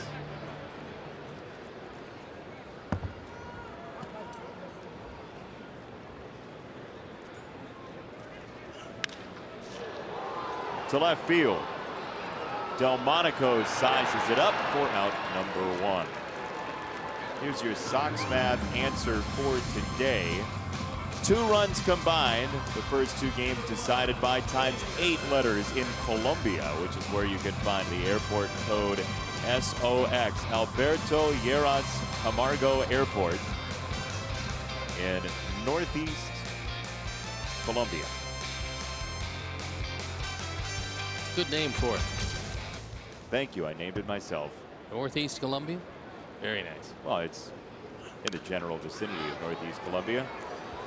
Pop-up foul ground. And this is out of play. Strike 1 to Willie Adames. You been to Colombia? I have not. Huh. Talking about the School of Broadcasting in downtown Chicago, right? Slightly farther away. Yeah.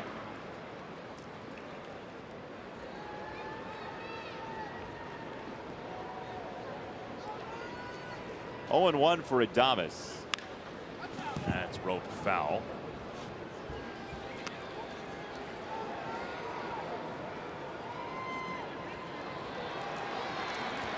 If you've tuned in for this series, you've seen basically a tie game or a 1-run game throughout.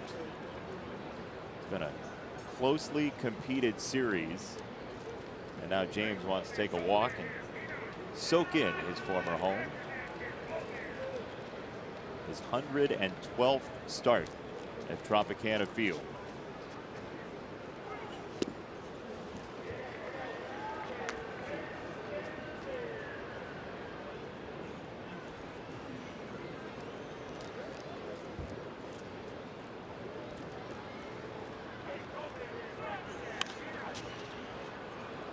Fair ball. Sanchez collects and throws in a hurry for out number 2. Boy, when he unshackles that arm, it is a torpedo.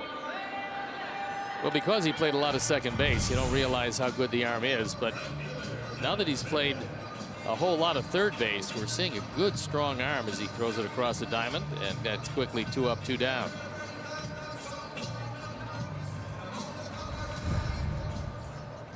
Thought for a moment the 1-2-3 inning was extinct in this game. Pretty close to it. Mallex Smith takes ball 1. The only inning where a pitcher faced the minimum was Yarbrough in the 3rd, but there was a walk involved.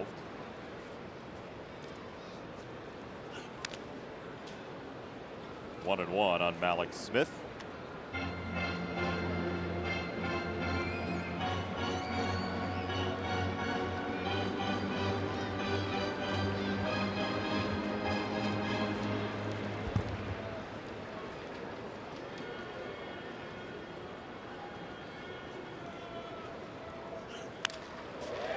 Into center field.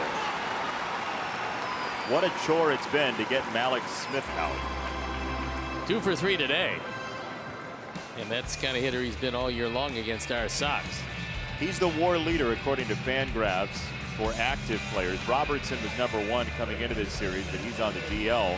Mallex Smith having a really nice year.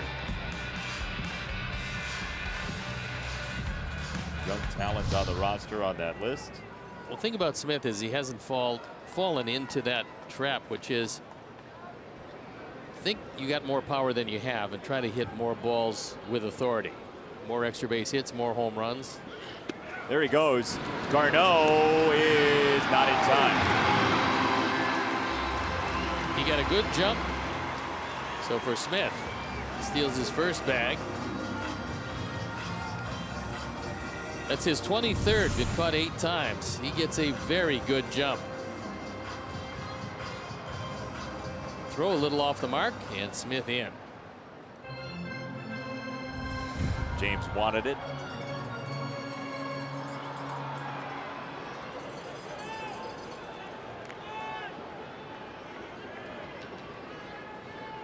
That was on pitch number 83.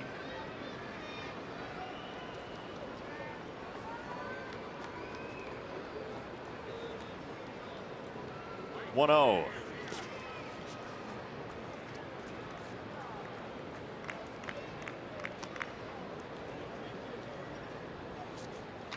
Duffy 1 for 10 in the series. His only hit came yesterday. That was a single in the 6th. He stole second base, got to third, but couldn't score as Wendell grounded back to Carlos Rodon, the final batter Carlos faced in the game. Jose runs out of real estate, 2-1. That's one of the reasons why James has been able to put together a very solid career. Is in fastball situations, that was one of those. He cuts it instead, and so instead of squaring up the baseball, you don't get much of a piece of it. James loves to throw that cutter. Has done it throughout his career to go with a straight change, which has been very good. Just today, looking for a little control.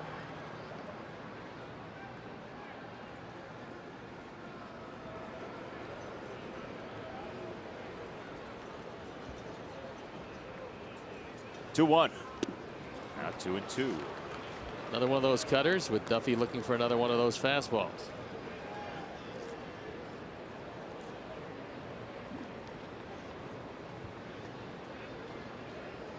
What do you see differently when you're a batter in that situation? Well, your mind's eye, you identify a fastball and you don't get it. He either dips out of the zone or moves across off the sweet spot of your bat.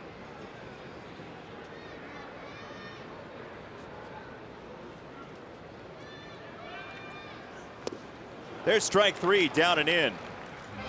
Shields gets around a single. Tie game to the 5th.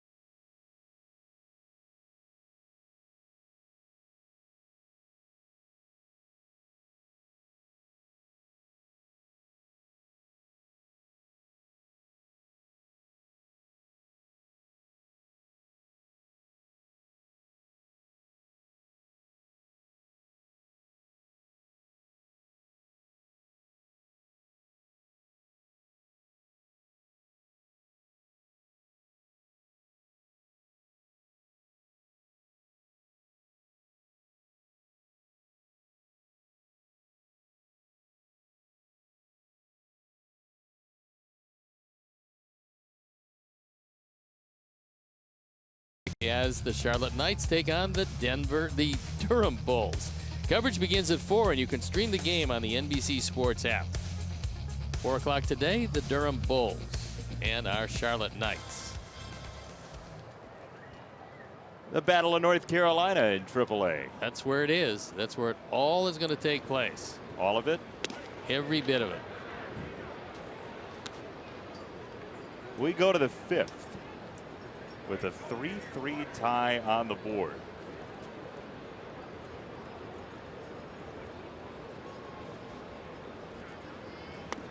Abreu takes ball number 2. So Yarbrough, whose charge in this game is to get as many innings taken care of as possible as the second pitcher in, has just not had the control he'd like.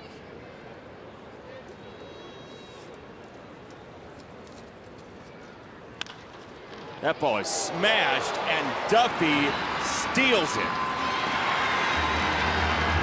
That's highway robbery. That's a one-hop rocket with a lot of overspin on it. And Duffy able to move to his left, stay right with it by keeping the glove down, coming up with that high hop and making a play. This looked like it's destined for left field, but it wasn't the case. Nice pick on the other end by Bowers. That is an outstanding effort.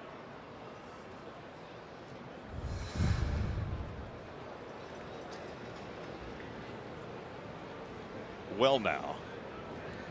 Good job. Daniel takes a strike. He's a guy who really gets hurt most by the bullpen usage today for the Rays. You bring in the left-hander, and Polka, who struck out against the righty Wood, struck out in the third against Yarbrough.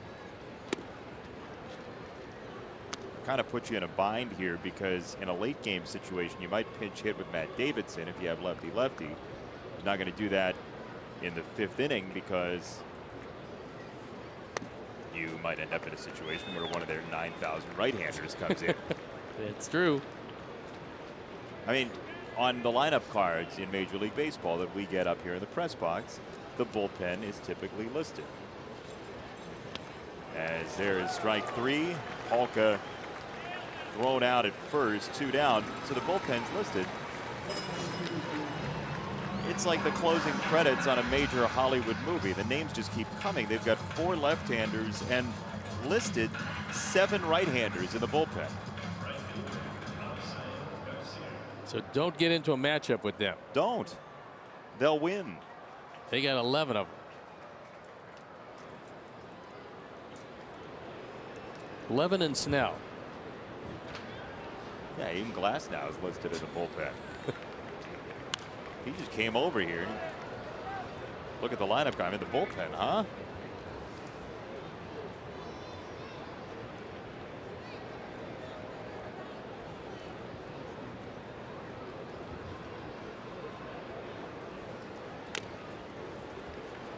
No balls and 2 strikes.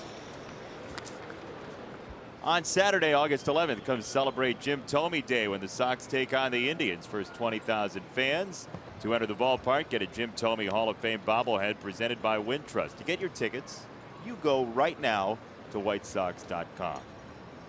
Tell them Steve sent you. And you can pick up your handsome bobblehead.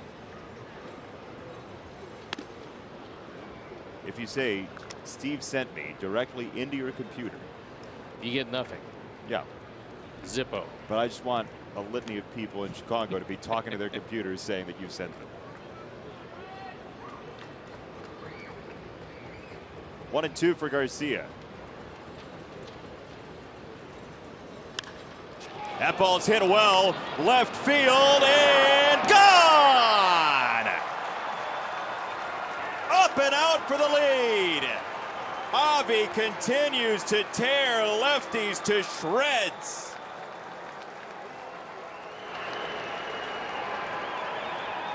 #12th home run, 25th driven in. Looked like he went out and hit that with one hand. Didn't get a whole lot of it, but got enough of it. Lau went all the way back, ran out of room, and Avi gives the Sox the lead. 4th home run replay. He just reaches down and takes it out. Just barely high enough. And with that home run, another generous donation from the Alex Nellius family in loving memory of Ursula. That looks so simple. It looks easy when big, strong guys just put the bat on the ball.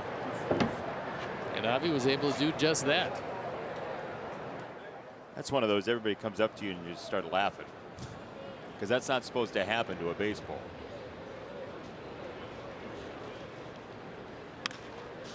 Left side fair. Nicky shoots it through into the corner. And he's trucking into second base. It's a 2-out double.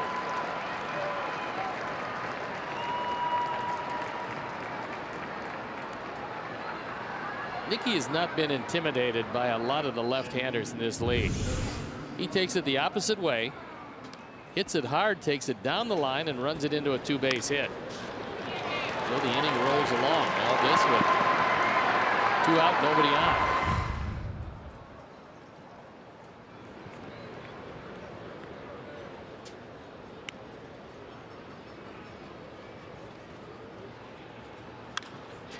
This into right field and down. Leury Garcia, first pitch, ambush to score a run. He's into second base safely. 5-3 Sox.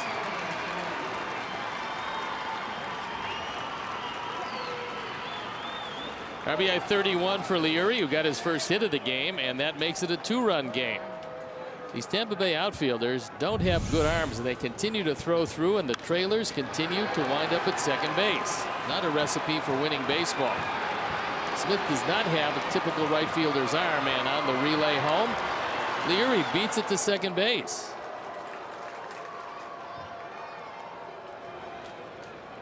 So single, run batted in, second on the throw, as the Sox have been doing.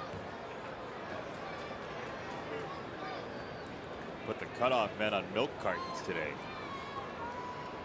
You keep throwing through, and it's not going to work out very well for you, especially when the arms aren't all that good to begin with.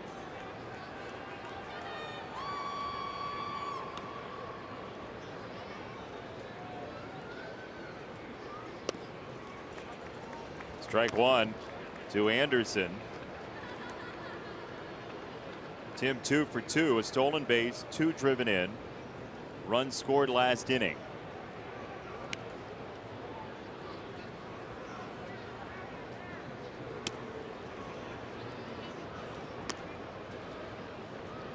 Sox are trying to sweep the Rays and push Tampa Bay down to 500.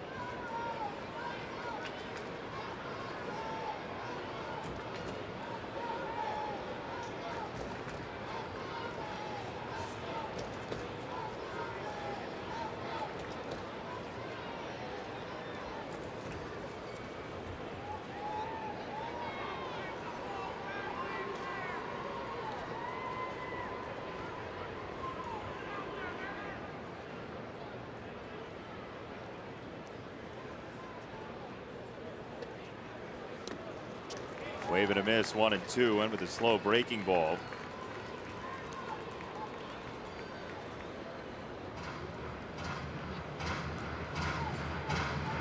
And now the catcher Perez goes out to talk to Yarborough. This may be one of the first games all year where the mound visit rule comes into play. That's at least 2.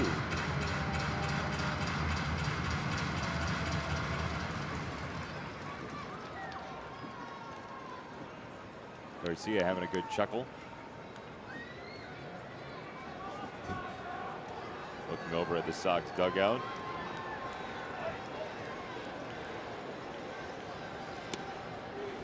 Loops outside and low, 2 and 2.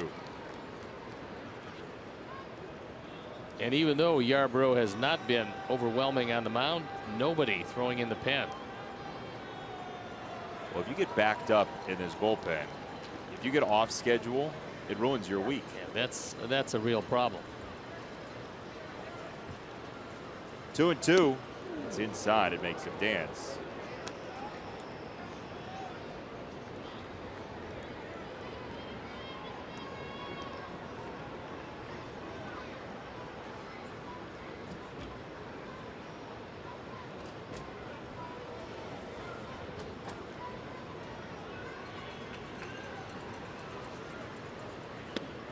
Strike 3 downstairs. Yarborough thought he had walked him. Anderson goes down, but the Sox yank the lead from the Rays down to one knee. Avi to left field majestically for the advantage at 5-3.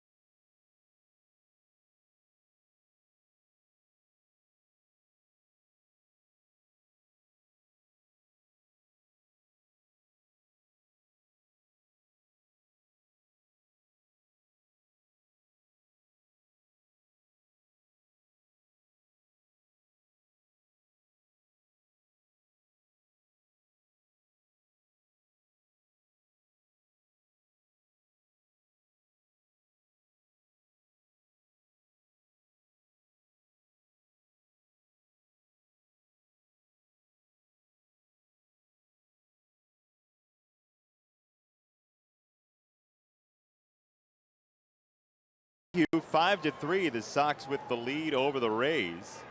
We've got a long way to go in this game, though, as the offenses have taken charge after a quiet first 2 days for them. Well, it's up to James now to try to seal the deal here in the 5th inning. He's at 88 pitches, so don't know how much he's got in the tank left, but he does know that he can't start it off walking Bowers and get out of this inning without giving up a run.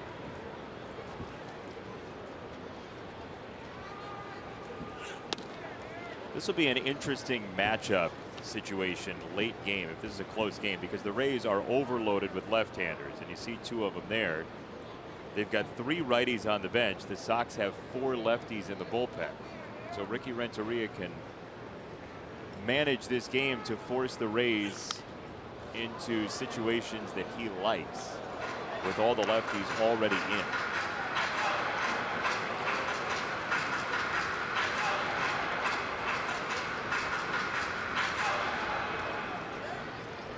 Going to the candy here in the 5th.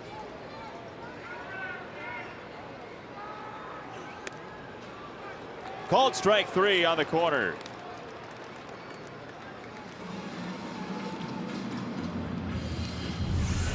They have no contact for Bowers, as that's a good straight change. Jerry Meals thought it was real good. Bowers not so much. Well, Jerry Meals could call a strike 3, you know. He can. 20 years ago, he was the plate umpire for Kerry Wood's 20 strikeout game. There was a few swings in that one also. And he got hit in the face. On top of it, yeah. 1 strike on Wendell, who's been a tough out today. 2 for 2, an RBI and a run. And Wendell crushes this ball to right field to make it a 1-run game again.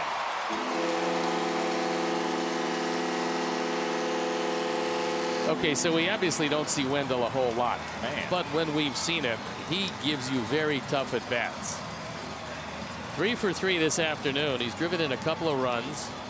That's his 33rd driven in, his 6th home run, and he puts Tampa Bay within a run. Our 4th home run replay looked like a cutter that had the whole plate. And Wendell takes him back. Our 4th home run replay, and it is a 1-run affair. Out of Westchester University in Pennsylvania. If the whole baseball thing didn't work out, he was going to become a physical therapist. Actually started looking at programs. And, oh yeah, he's a major league player instead. And PT is going to have to wait. I think he made the wise choice. Sure. Let's see. It. Major league player. Physical therapist. Now, not to denigrate physical therapists, because I know some wonderful physical therapists. Fred Walker, line one. Yes, and there's a few others who are very good at what they do, but if you have a choice, obviously he made the right one. Line to first. Abreu collects it for round number 2. Jose right there in the way of that would-be 2-base hit, but it was not to be. I don't think Brett's going to be in your book club anymore after you tarred the reputation of physical therapist. No, I didn't. See, once again, that You was selective backpedaled. hearing. It was? I said, yes, some of my dear friends are PT folk. 2 down for Kiermeier. Besides, the price is right. On the book club? On the book club, yeah. $3.99. That's exactly what it is.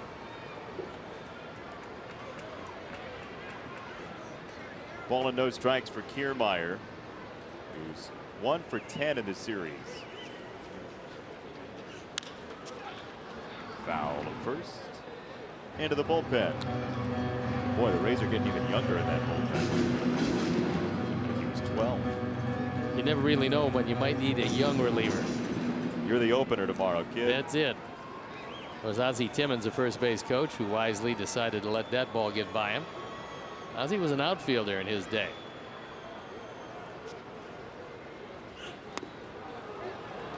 Downstairs for the 1-2.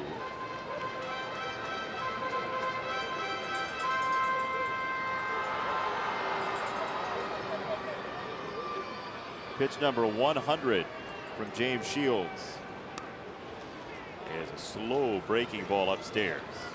One of those, if you knew if you could get it over the plate, you would get him because of how he approached the last off speed pitch, and yet try as you cannot get it over the plate for a strike. He's going to try it again, though.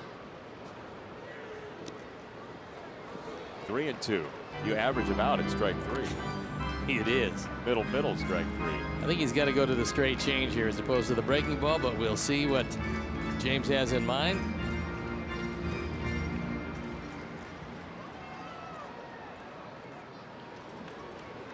With confidence, the 3-2.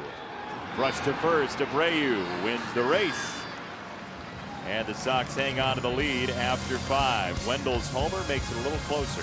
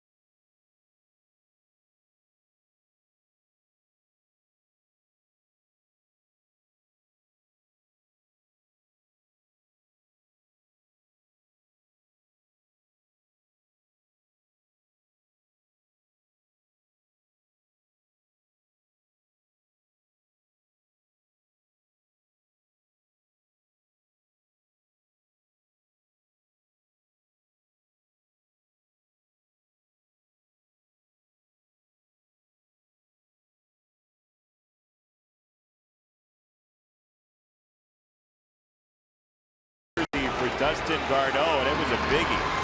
Tied the game in the 4th. You're built for baseball, brought to you by T-Mobile. And he leads off the 6th. Garneau, who went to baseball powerhouse Cal State Fullerton, His college teammates used to call him Drago because he had spiked hair like the Rocky character, but that hair is no more. That hairstyle is gone, so it didn't carry over into the pros, but he was once Drago. I like that movie. You like the whole series? Selectively. There was a few that got lost in the translation, but outside that, not so bad. Just trying to figure out your pop culture wheelhouse this third year we're working together, and it's movable. That is it. And the movable feast. Eclectic. 1-2 on Garneau, who's up here with Kevin Smith on the paternity list. That misses 2-2.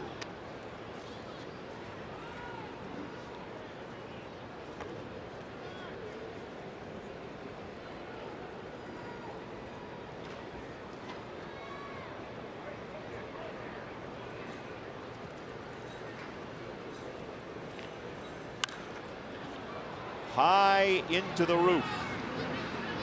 Bowers, foul territory. Family Sundays feature tickets as low as $5 in the upper level, $15 in the lower level, and parking for only $10. Plus, special family-focused activities located throughout the ballpark. Family Sundays, proudly presented by Coca-Cola. Taste the feeling. Visit whitesox.com/Sundays to get your tickets today. The kiddos might get to see Southpaw when you come on a Family Sunday. Kids love him.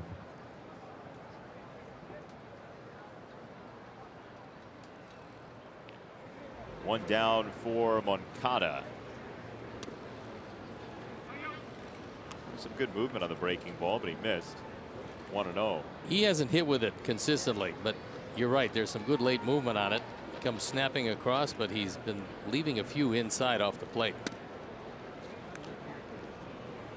That plate's not wide enough for the ability to miss even a little bit. Ball starts to leak over the plate. Yeah, especially when you have the kind of movement he's got. Good movement on the fastball.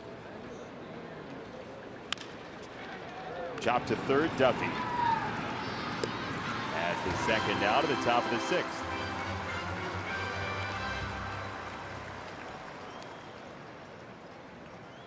Sox trying to sweep Tampa Bay. Be the first three-game road sweep for the Sox since April of 2016 in Toronto.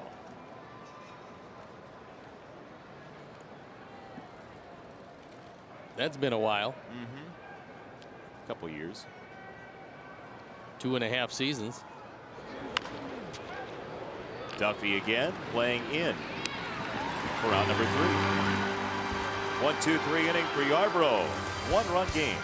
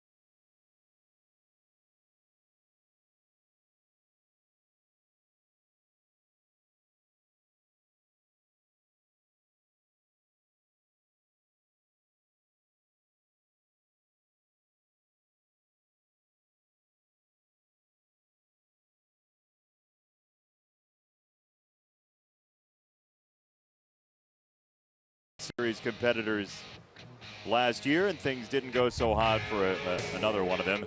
It was 14-0 yesterday. The Astros over the Dodgers. Astros batted around twice as they try to stave off a hard charge from Oakland. Both those teams red hot at this point. Looks like Tampa's bullpen starting to stir for the first time in a while. In the air left field. Mickey for out number 1. Third air out for Lau in his debut. And look, it's a 5-game spread right now. The A's are creeping up on the Astros. Oakland has been probably hotter than any team in baseball, and as good as the Astros have been, they're 30 over. They can't shake the Oakland Ball Club. Oakland seems to have gotten themselves at least 2 in the loss column clear of the Mariners. 2.5 overall. I was watching some video of Blake Trinan yesterday and some of the stuff that he's throwing. I mean, he's virtually unhittable at this point. He's like right-handed Zach Britton. Most amazing part about him is that with about a month to go before the trade deadline, it looked like he was certain to be traded. Right. There were a lot of teams lining up to see who would get his services, but then Oakland started to play winning baseball, and all talks of divesting themselves of players went out the window. Tim's got a cleaner play on this, and there's out number 2. So Oakland and Houston, you're going to see some movement the next couple of weeks as Diego Castillo gets loose. The Astros and A's play 2 series in the next couple of weeks, ending on August the 29th, and those are the last games between the two all season long. So 6 remaining, and they're on the horizon. That's actually a tremendous advantage if you're ahead. It's a tremendous disadvantage if you happen to be behind and want those games to help get back in the thick of things. So for Oakland, if they're going to make it happen, they better make it happen head to head, because if they lose those, if they come up with a losing record in those, it's going to get very difficult for them. Yeah, 9 back with a month left. You start to feel like a wild card team for sure, if anything. But playing them at the right time, at least in terms of the way Oakland's been playing, because the A's have won 11 out of 14.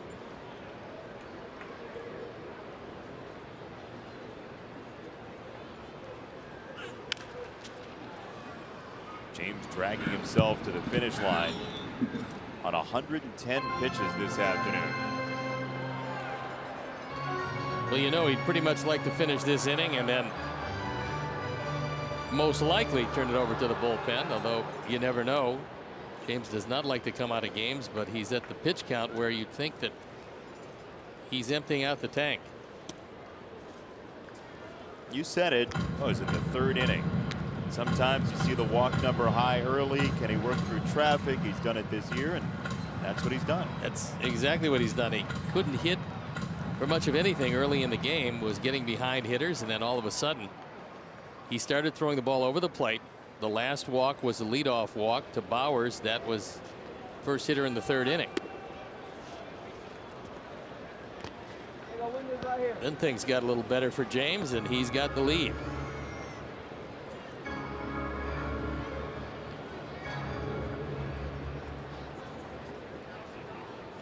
Three balls, 2 strikes. That is called strike 3, dropped, and then the throw on to first retires the side. So we'll go to the 7th inning. Shields has the lead after 6.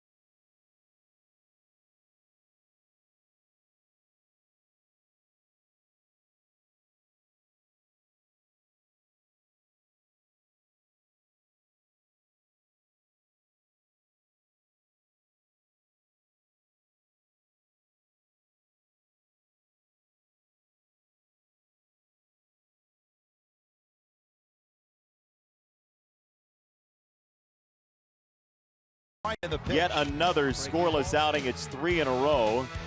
And you see one of his strikeouts here against the Mobile Bay Bears. He punched out 9. 28 strikeouts his last 3 starts of scoreless baseball for Dylan Cease. So 19 innings, 7 hits, 3 walks, 28 strikeouts his last 3 starts. But he did give up a hit, so it's not like it was a great performance. He has this confidence about him and this artfulness in terms of pitching that is way beyond his years. He's 22 years old and carries himself with a great understanding of baseball already. We've talked to him a couple times now. He talked about his preparation. He talked about what he was thinking about during the performances, and he is well ahead of his time. Osei bloops it to left, and Lau round number 1. I think he's gotten to the point where the mental game, which eludes a lot of very young pitchers, is one of his best attributes. I think he's got an exceptional knowledge of what it's going to take for him to be successful. Might not work with other people, but he doesn't have to work with other people. He has to work just getting himself to be the best that he can be, and he seems to be able to do that on a consistent basis. To go with great stuff, there's, you know, the stuff is not debatable. It's there. It's a question of being consistent with it, and he's been able to do that, and I think he's figured out a good plan to be able to keep it there.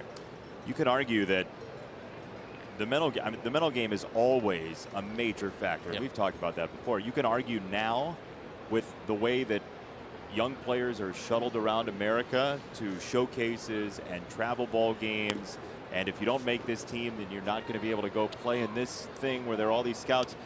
You can argue that the mental pressure has been ratcheted up even in the last 15, 20 years of the game.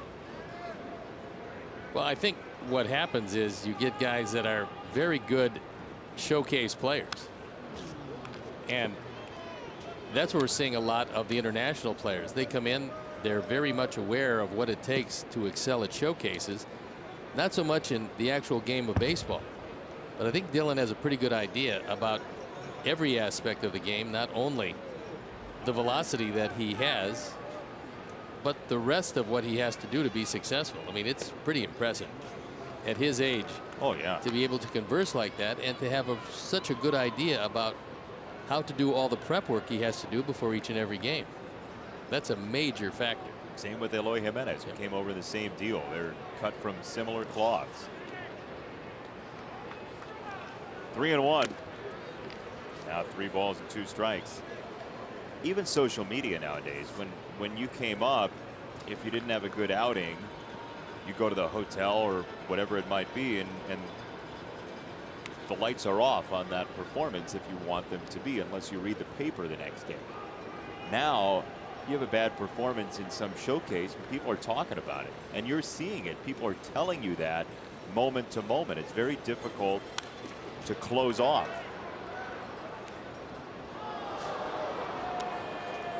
Well, I had one of those really early cell phones where I could take a look at all of the tweets early in the advent of those. Your bag phone had Twitter? It did. Yep. Didn't look like that, though. It was a big one, right? Huge. Sat in the front seat of your car. It was huge. Put the seatbelt on. That's exactly right. 3-2. And strike 3. Polka 4 punch-outs in today's game. Let's take a look at StatCast AI powered by AWS. And we'll go back to the 5th for Avi. Goes down on one knee and hits his 12th home run of the year. Wasn't hit a long way, wasn't hit all that hard. It was just hit very effectively, just under 100 miles an hour exit velocity, and it was a line drive.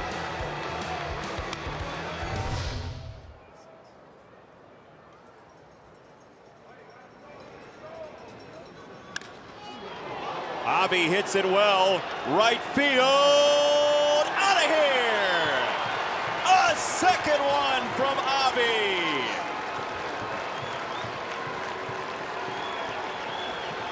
One to straightaway left field, and this one to right center.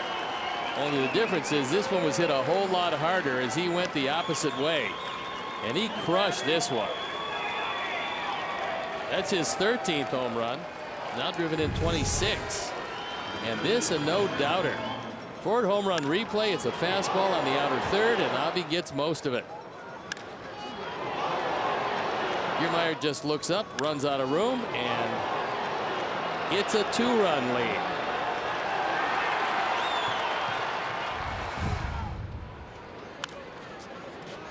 And Nicky, first pitch hunting, pops it up foul. He will stay alive. 8 multi-home run games. Tim spikes him with some seeds. And a big old hug from Ricky Renteria after Avi's done it now twice in about a month. And 2 home run game in Cincinnati at the beginning of July.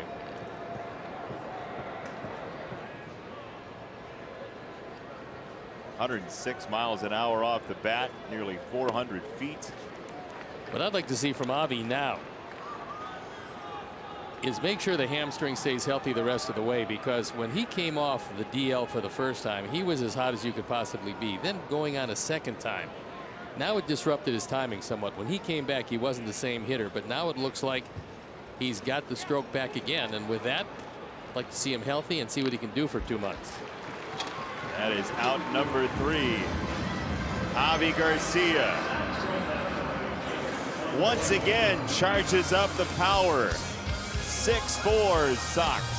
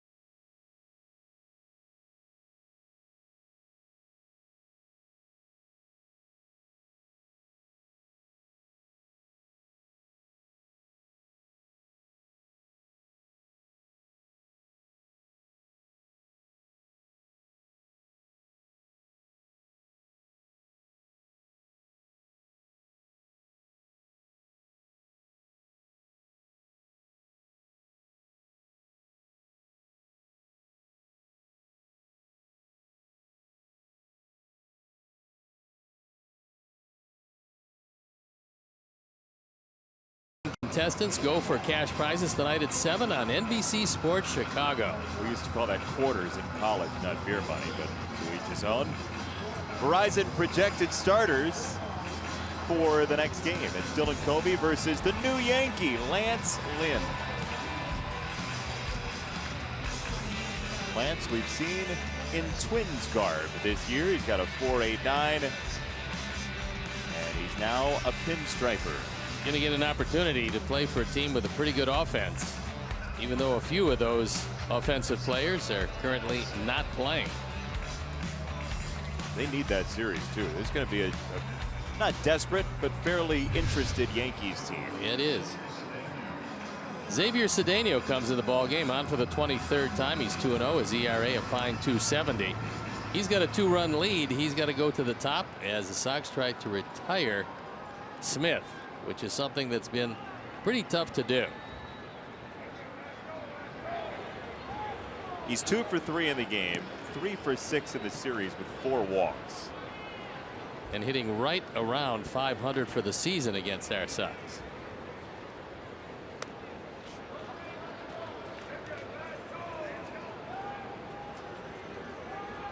He's 9 for 17.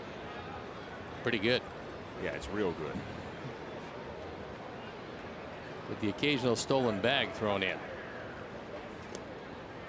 1 ball, 1 strike on Smith. You figured it would be left-handers first out of the bullpen today for the Sox, with 7 lefties in the order for Tampa Bay.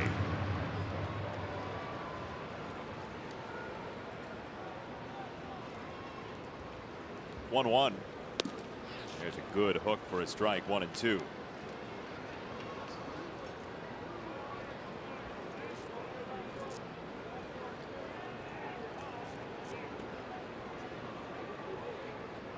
James Shields only 2 earned runs in the game, the 2 in the 3rd unearned. That was really close. Rapping on the door, he didn't get it. Darn good 1-2 pitch. Kiermeier Gomez starting to loosen in the pen.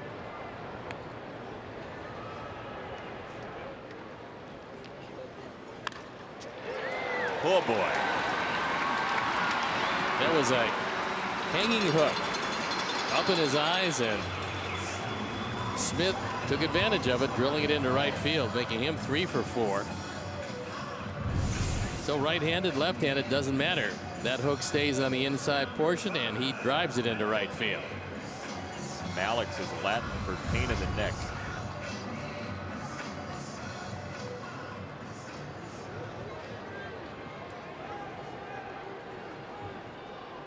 Matt Duffy, the batter. 2-run game.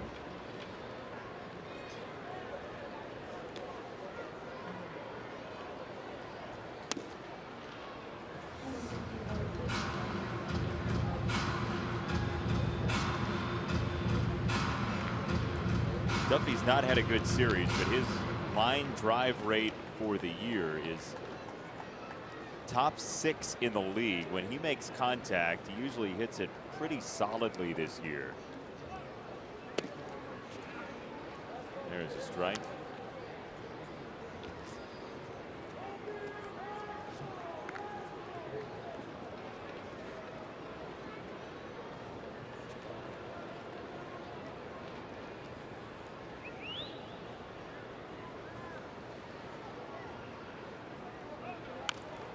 Alex Smith doesn't really have a long way to go to crack the top 10 in all-time Rays stolen bases. Number 10 on the all-time list in 20 years is Rocco Baldelli at 59.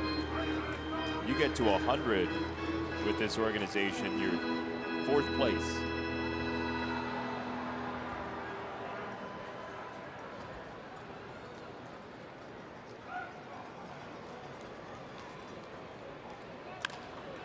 On the ground and trickling through. Smith turns on the Jets and now slams on the brakes. And oh, they could have had him. He was dead to rights at second base. All Youan has to do is come up with the throw. If he can come up with the throw, he's out by plenty as he put the brakes on about 15 feet after the bag. So Duffy does get his first hit of the day, and then they've got Smith hung out to dry. Well, he's out by plenty, but the throw gets away.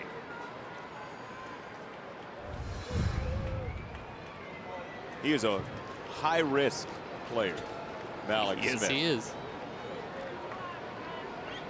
Almost ran him into a critical base running mistake. Now lefty-lefty with Bowers, who's got 2 walks today.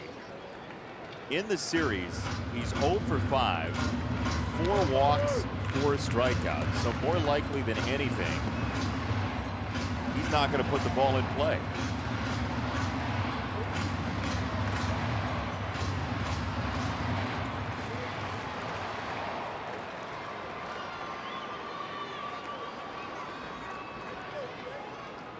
Smith at second, Duffy at first. 1-1.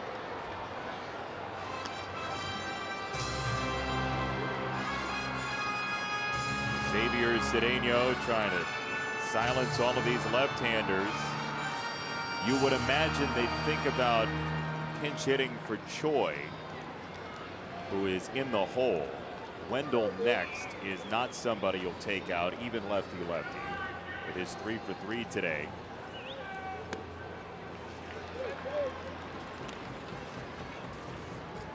They've got Gomez, Crone, and Sucre, all right-handers on the bench. Well, Crone is the one that they want to save for that key situation where you can drive home the tying, perhaps the go-ahead or winning run.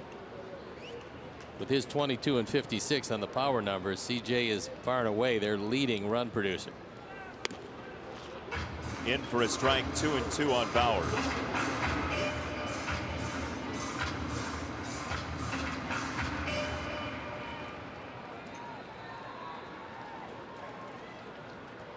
Xavier Cedeno, who's been in the majors off and on since 2011, including the last 2 seasons with Tampa Bay, and also 61 appearances with the Rays in 2015. He just missed low. That season, he started with Washington, 5 games, then came over to Tampa Bay to throw 61 times and have a 2.09 ERA as Wendell waits on deck.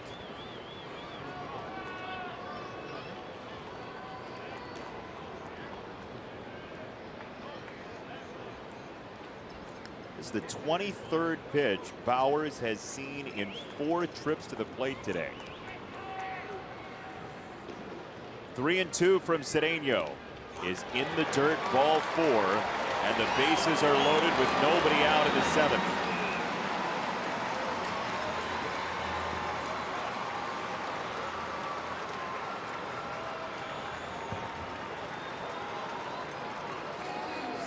The only man warming up is right-hander Genmar Gomez.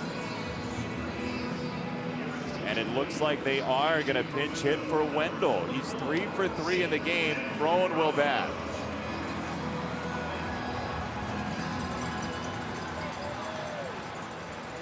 This is the spot that Kevin Cash has selected. And now Ricky Renteria gets the opportunity to bring in Genmar Gomez. It's a really interesting choice there. Well, he liked the Crone Gomez matchup obviously a lot better than he liked Cedeno and Wendell. So Wendell's taken down, bringing Gomez in, bringing Crone in, and we'll see that matchup when we come back.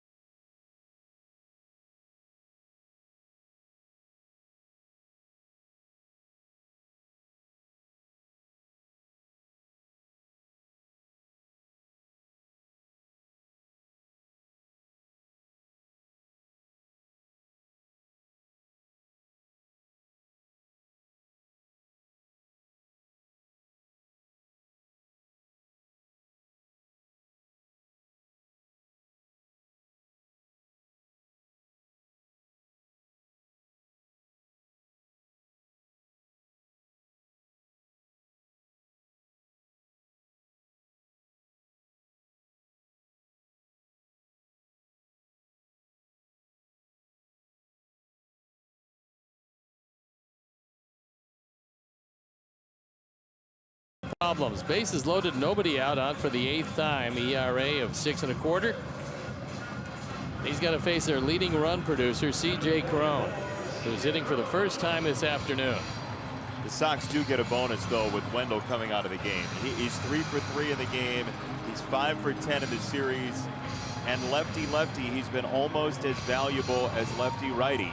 His splits, at least in terms of on-base average, are pretty equal. So we'll see how it plays for Kevin Cash. But would have wagered that Cron would bat for Choi instead of for Wendell.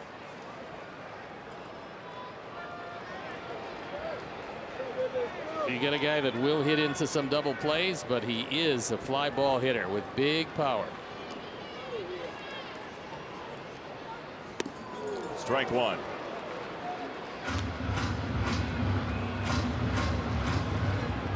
Couple of slams, 19 out of 50 for the original White Sox draft pick who didn't sign in 2008.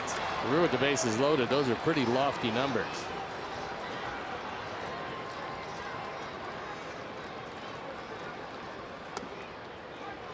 Very close. Jerry Meals watched it all the way into the glove, leaning over to see it in.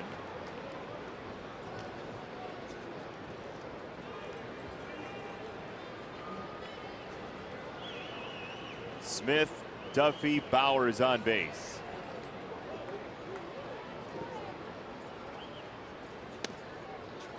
Strike two called. That one was further outside than the slider that he took. But 1 and 2 one way or the other.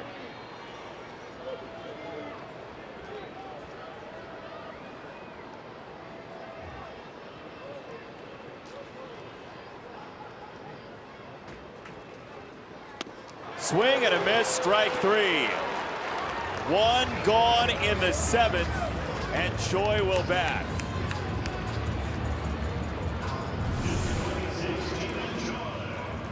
There's a good slider. And Cron is out number 1. Let me ask, who would you rather have up if you're Kevin Cash? Joey Wendell and C.J. Cron, or C.J. Cron and Ji-Man Choi? Well, I would have, before the fact, take the Cron at bat out. I would have wanted to see Wendell hit. That's my personal thing, but I don't know these guys as well as Kevin Cash does. And there's a base hit to left field.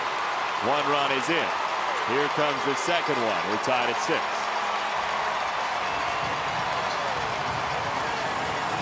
So Choi, who had a sacrifice fly in the 3rd, a line drive rocket of an out in the 5th, now delivers a key base hit, giving him just 11 driven in. And here comes Ricky Renteria. He wants to go to the pen, and this game is tied up at 6 and 6.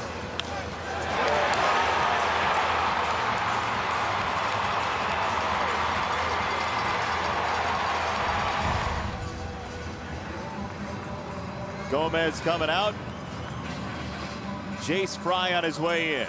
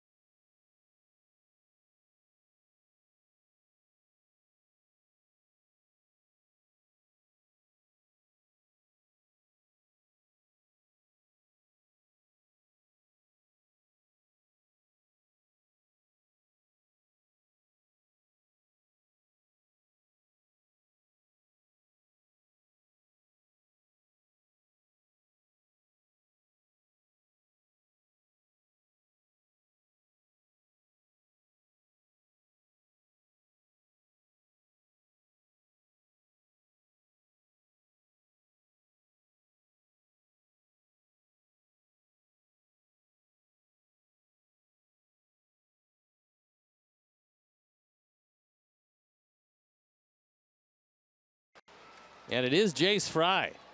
Fry on for the 39th time. His ERA above 4.5. He's 0-2, and he inherits a couple men on in a tie game.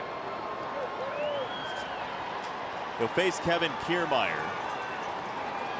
who's 1 for 11 in the series. And there is strike number 1.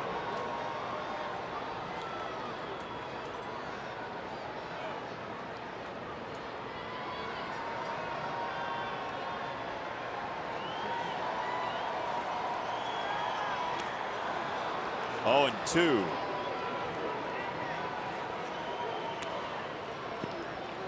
Kiermeier has not looked sturdy against left-handed pitching in this series. No, he just had a real tough offensive series. Got everything defensively, but he always does that.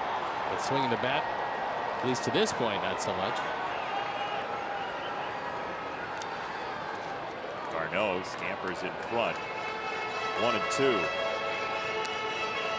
It'll be real interesting to see what the Rays do defensively with Wendell out of the game. How they'll shift this infield once we do get to the top of the 8th.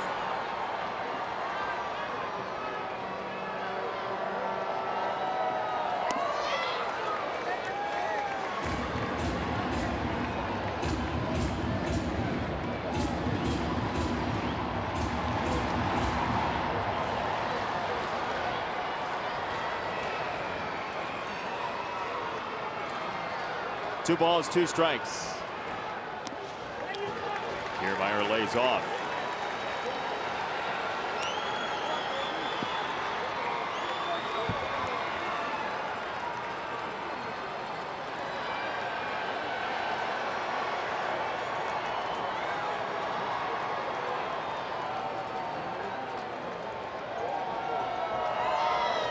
Bowers at second, Choi at first.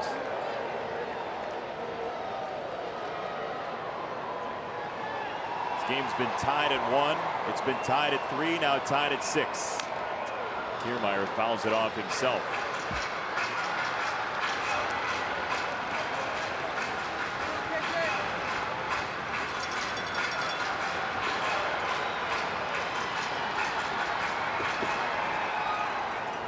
Young Jace Fry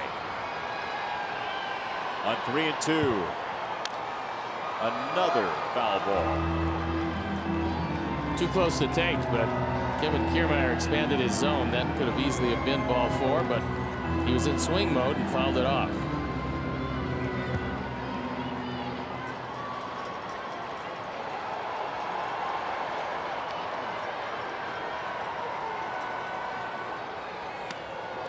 Way inside, bases loaded.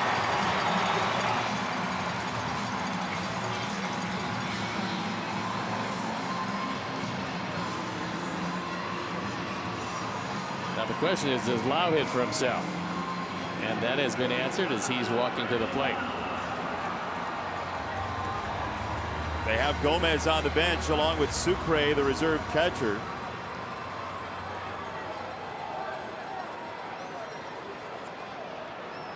Bases loaded, 1 out. Lau 3 air outs today. That one spiked in the dirt, 1-0.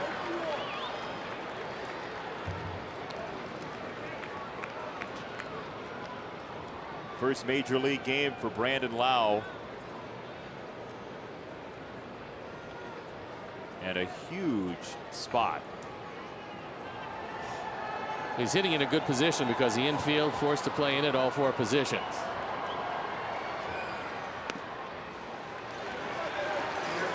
Wow, that had the plate and didn't get the strike call.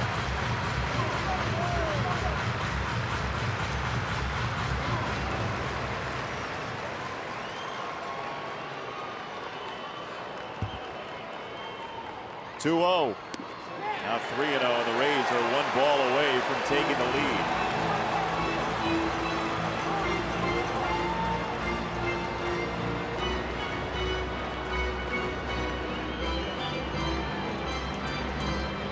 Tyler Danish, the local product, getting loosened up.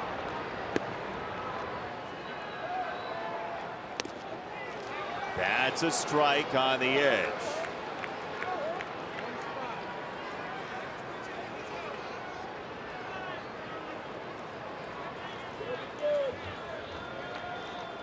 3-1 allow. He fouls it away. Full count. 3 singles, 2 walks in the inning to tie the game for Tampa Bay.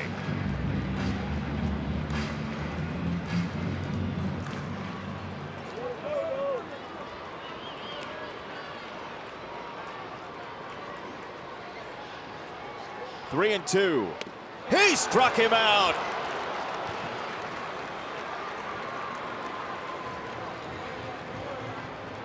Not leaving it in the hands of Jerry Meals. Lau decided to expand the zone. It's very close. But he goes down on strikes. No contact. Huge pitch. Gomez has grabbed a bat. He'll bat. Tyler Danish warming up in the Sox bullpen. Gomez announced. Ricky Renteria walks out of the dugout.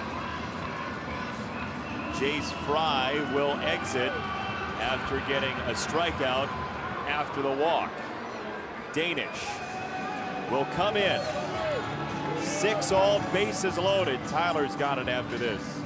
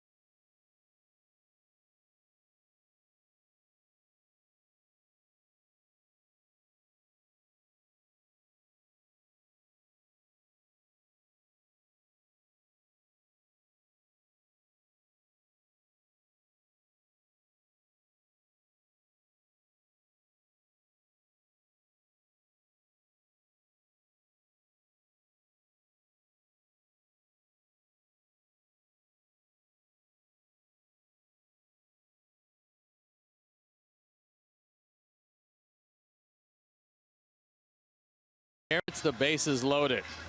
It's a tie game. He's on for the 5th time. There you look at the rest of the numbers.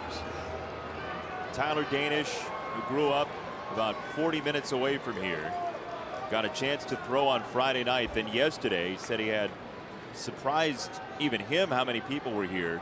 75 people in the stands. A group sitting right by the bullpen in row number 1. His middle school principal was here. His high school guidance counselor was here. Smaller group today, but Danish on what was his home turf growing up gets a swing and a miss from Gomez. 1-1.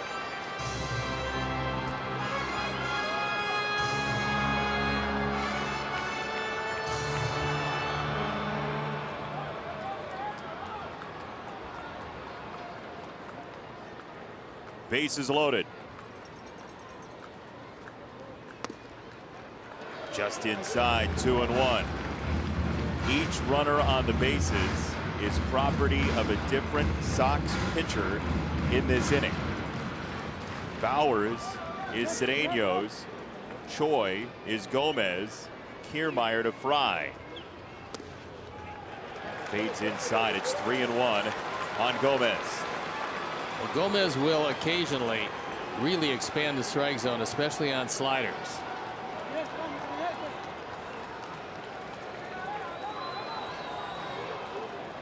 Three and 1.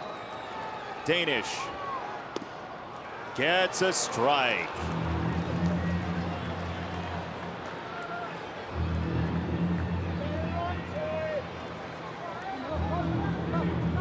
What's your pitch here? 3-2. I don't know what his comfort pitch is, but whatever you can get over the plate is fine. On the ground, Moncada at second with the throw, and will go tied into the 8th. The Sox bullpen tags out in a 6-all deadlock.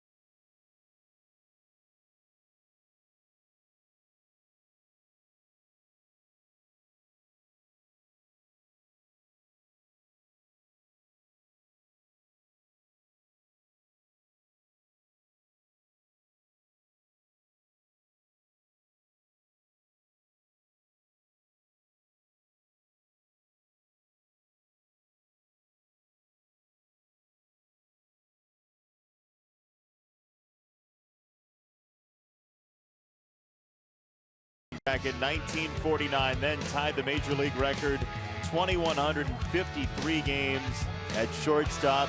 That was Rabbit Marinville at the time. Eventually, the leader would become a White Sox minor league manager at this point. Omar Vizquel, 2,709 games at shortstop. Luke Appling, number 8 all-time now. He tied the record in 1949 this day. And the Rays make wholesale changes, as they say. Diego Castillo comes in the ballgame out for the 25th time. His ERA an even 4. He's 2-1. He comes into a tie game, so the game is squarely in his hands. And the game very much so in the hands of the bullpen. So Lau moves over to second base. Bowers goes into left, and Crone plays first.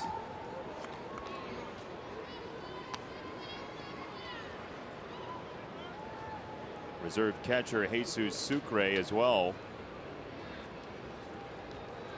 with them pinch hitting for Perez with Gomez, as that's called ball number 2.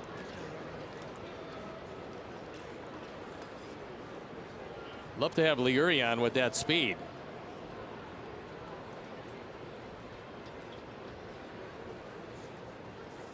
"2-0 from Castillo is a strike.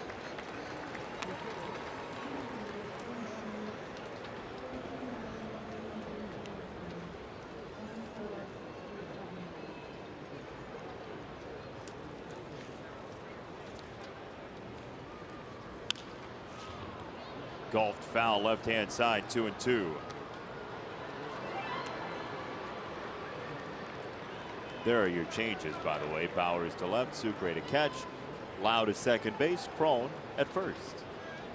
And there's nobody left on the Rays bench. You want to play matchups? Do it tomorrow. There you go. That's strike 3. 10th strikeout for Rays pitching in the game. That was a biting slider down and in. So for Castillo, pretty good wipeout pitch, and he wiped out Liuri.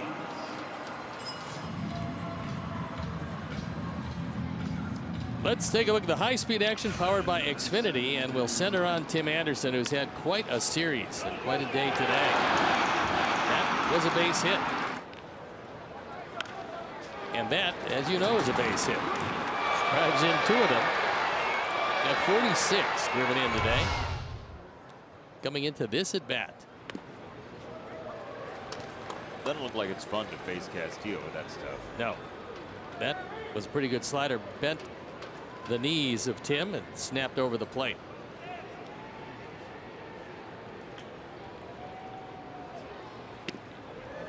Now that one goes diving in the dirt. It's 0-2. 24 years old out of Cabrera in the Dominican, Diego Castillo, who, like many Tampa Bay pitchers, has made his major league debut this year.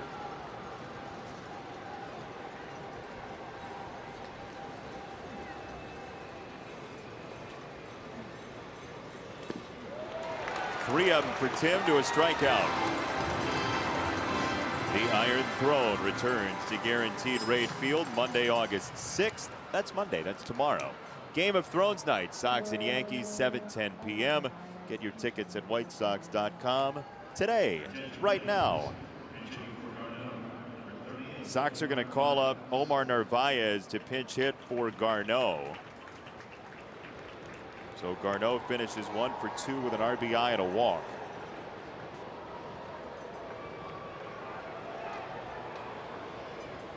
Series decided by 2 runs total so far. In a 6-6 tie in the top of the 8th. It's ball 1. Sox have been really good at playing extra innings on getaway day this season. It's a skill. I was going to say they're refining that. That in the lengthy game. 1-0. Long way to go until extra innings, certainly, with the amount of runs we've seen in this game. But it's something to chew on.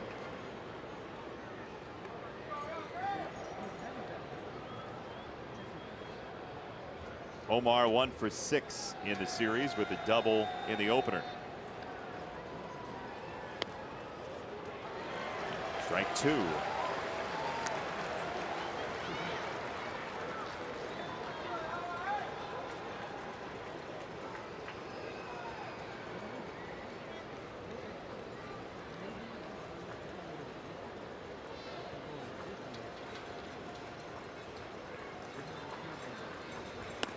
Up and out, 2-2 on Narvaez.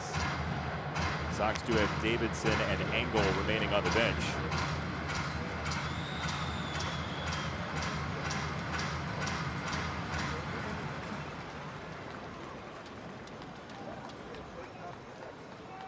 Two and two.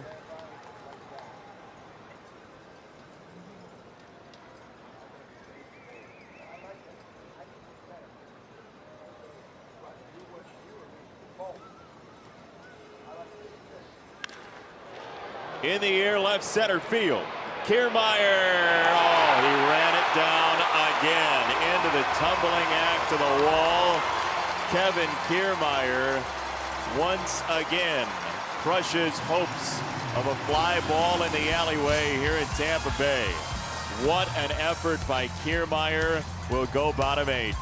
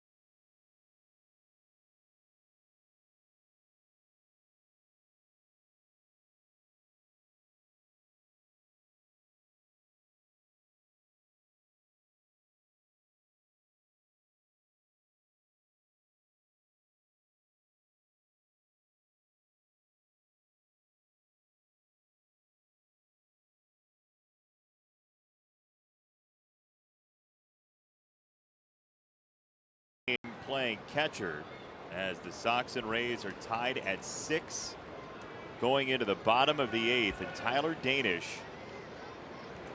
to Willie Adames for strike number 1. Danish, we mentioned, from Durant High School in Plant City, not far from here. Less than an hour's drive to Tropicana Field. Avi on the hunt for out number 1. Manage your dream team in franchise mode. Plus, get weekly stats, roster updates, and more. RBI Baseball 18 available now. Learn more at RBIGame.com. Rated E for everyone. So Tyler Danish from Durant High School in Plant City, and that high school has not served the Sox very well in the past because Ryan Rayburn is from Durant High School, and he is a certified Sox killer. Yeah, very good was Rayburn against our Sox. In fact, just about better than anybody.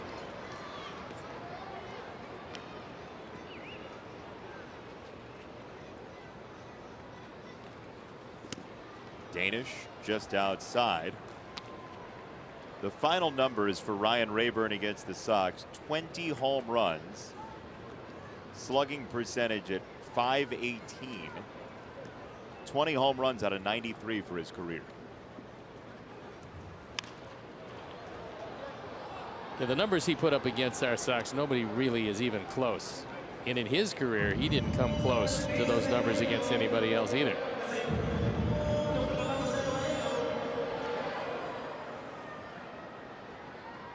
Operation get Malik Smith out once again. That's a way to do it. Put something in his eye. Make sure he can't see it. If you can't beat him, blind him.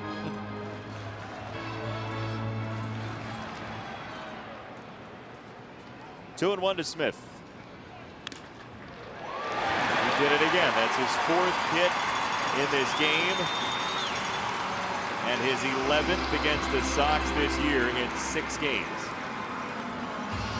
Well, you would think somewhere very early in this situation he's going to be running.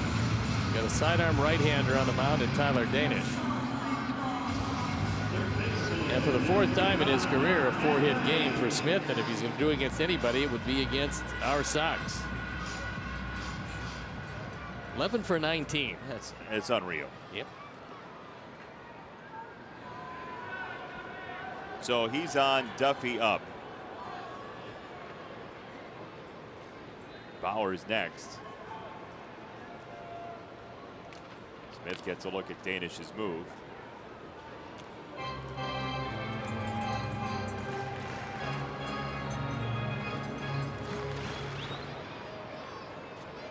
Another throw to first.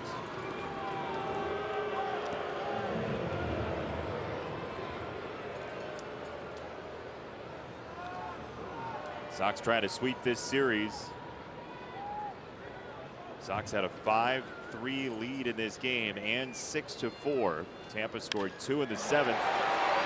Punch to center, and Garcia charges in to make the play. There he looked like he hurt himself. Yes, looked like he took a bad step. Made a nice play, taking it right off the top of the artificial surface. But he comes up and not walking 100%. Sinking line drive. Duffy making good contact. Leary making the play, and then you can see him wince.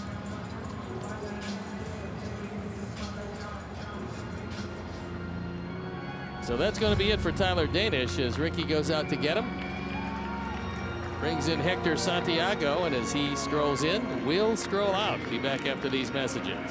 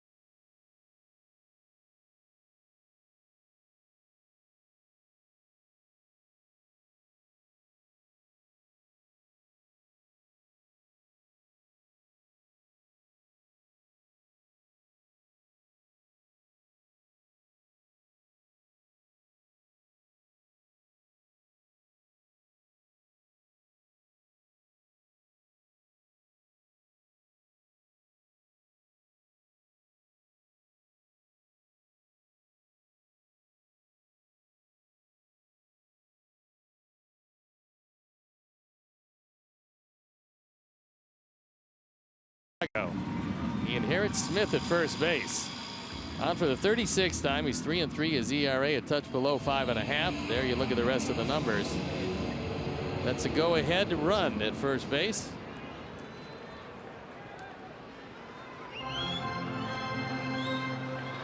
Tie his shoe, get himself ready, and he'll face Bowers.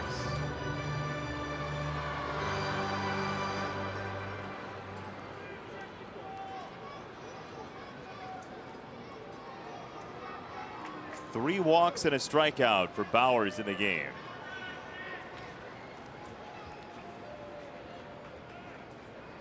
Lefty helps with runner control as well as Smith retreats. Major power bat in Bowers, which we've yet to see in this series. He's hitless in 3 games.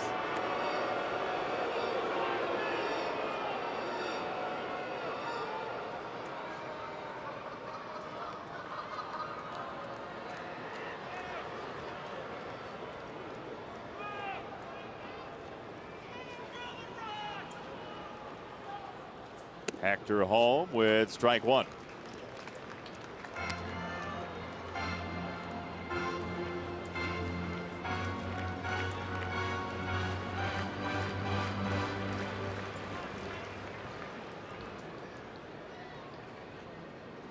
Go ahead run at first base for Tampa Bay.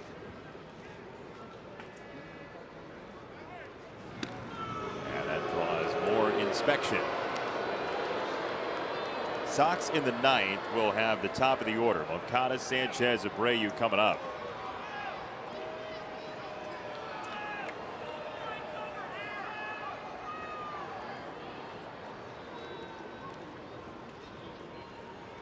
One strike.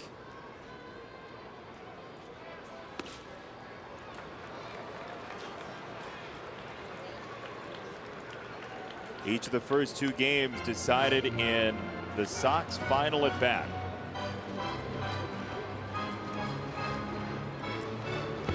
It was a run in the 9th yesterday. It was a run in the 10th on Friday.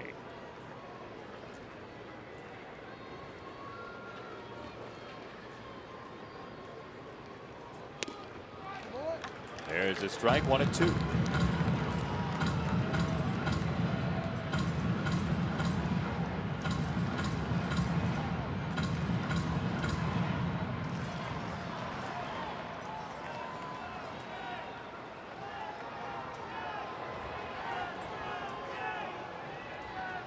Smith at first, 2 down. A throw on Malik Smith.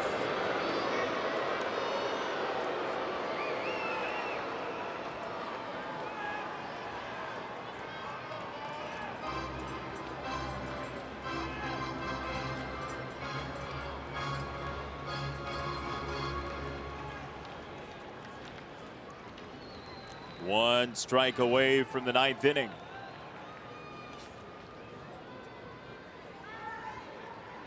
One, 2. He struck him out, locked him up with a fastball. To the 9th inning we go.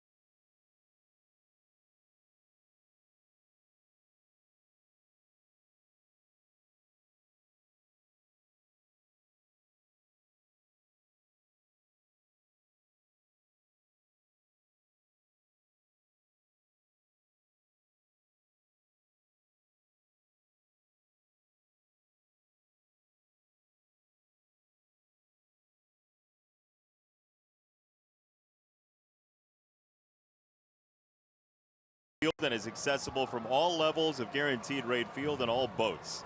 The space features batting and pitching cages, base running areas, and skill instruction from Chicago White Sox Training Academy coaches. And while you're there, check out the latest Xfinity technology, including the X1 platform. So here we are, tie ball game, just cruising down the old briny. Into the 9th inning, comfortably. First one, a strike on Moncada. Here's one that'll maybe surprise you at home, or you, yes, Mr. Stone. Coming into this game, Yoan Moncada actually had a higher batting average this year against the changeup than the four-seam fastball. 241 against the changeup, 229 against the four-seam fastball. How about that? Yeah, sinker 315. But you compare that to last year, and you can see the progress against the changeup. Still not exactly where you'd want to be, but he was 3 for 35 against the changeup last year at 0.86. So it's an increase of about 155 points for Moncada against that specific pitch. No, that's a good number.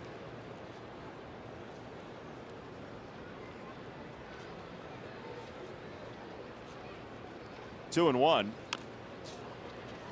Now, one of the keys against the changeup is the contact in the first place. Certainly, his whiff rate against the changeup is down 10% as well. It's still high at 45.5, but there's been some improvement against that pitch.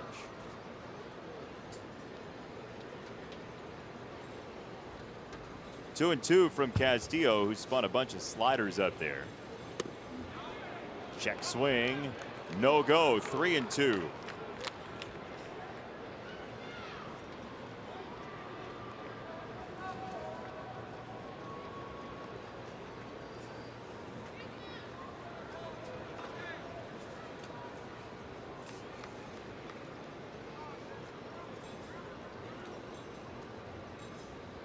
Top 9, nobody out. 3 and 2. On the ground, third base side. And one away.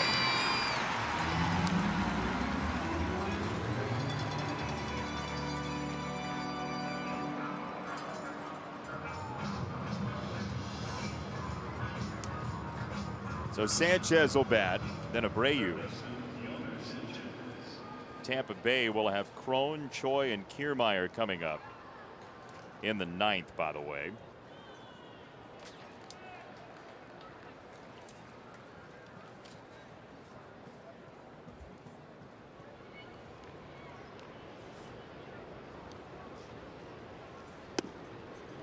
Ball one.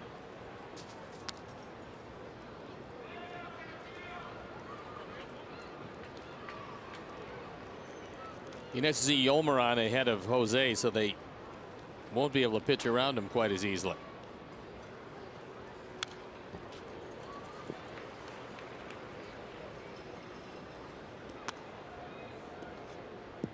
Two outs, nobody on. Looks a lot different.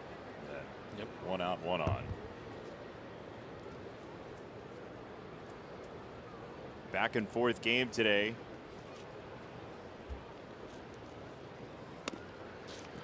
There's a strike to the corner. 1 and 2. Slider, don't think exactly went where he wanted it to. Didn't have to that time. Got a little backup and it worked out well. Ball and 2 strikes. Check swing in the dirt. He did go. Strike 3. Throw to first. Crone hanging out in foul territory. And 2 gone as we take a look at the upcoming schedule for the Sox. Big homestand. Teams in the playoff chase. Yankees and Indians coming over.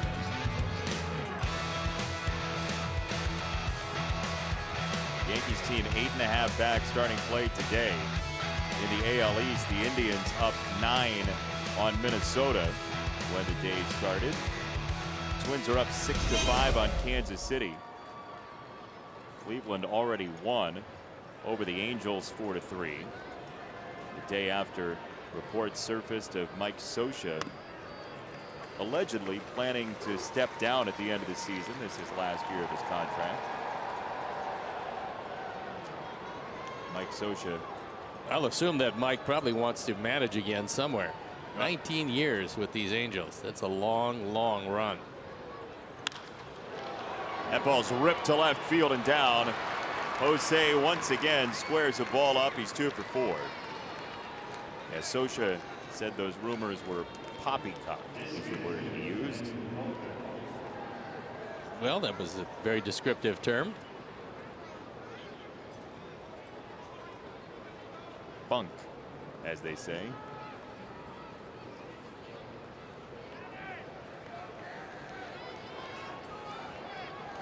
Daniel Palka, who's 0 for 4, 4 strikeouts. Can he line one up and give the Sox the lead? Daniel crushes it. Deep right center. Polk smash for the lead. 8-6. That was the proverbial no-doubter, because as soon as that left the bat, you just wondered how far would it go. Daniel gets a hold of this one, hits his 17th. He's now driven in 44, and after a day of no contact, 4 at-bats with no contact, then you see this. Court home run replay. It is a bomb.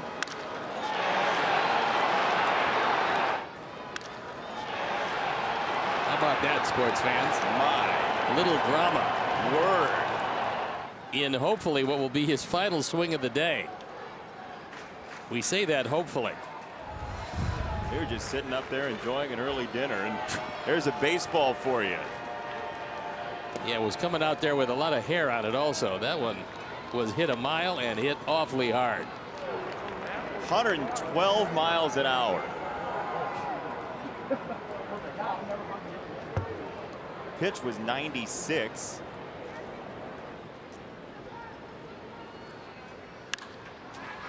Avi into the sky.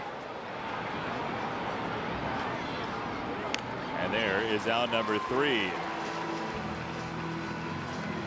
Daniel Palka, though, has landed on the moon. And he's showered with food for his troubles. 8-6.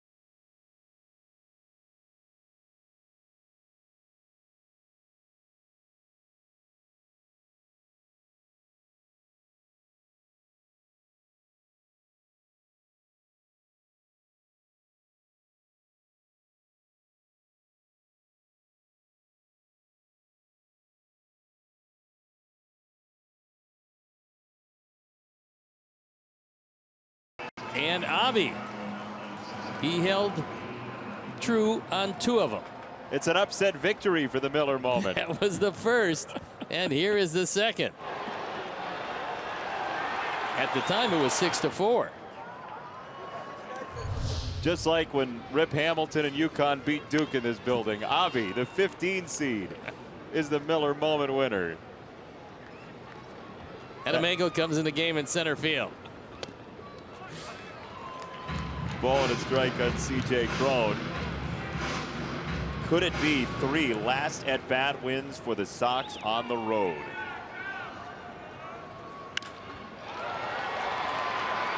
Avi has no play on this ball as it clangs off the wall. Crone is into second base.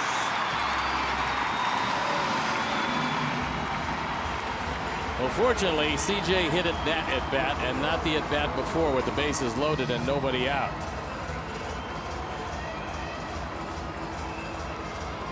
This was a rocket to right center field. And he's aboard on that fastball away. He drills it, but it stays in the ballpark.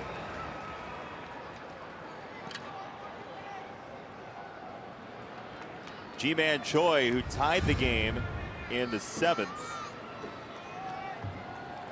with a first pitch base hit to left, takes this one for a strike.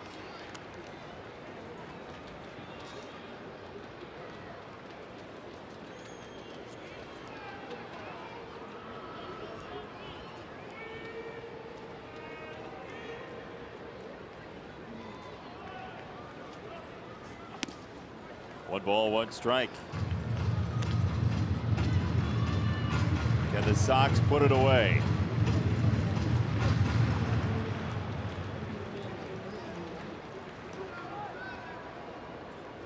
Leori Garcia left hamstring soreness, so that false step he took turns out to be the one to knock him out of the game.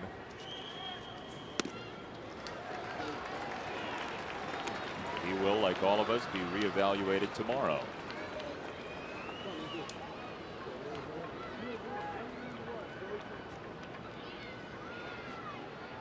Two balls and a strike on Choi.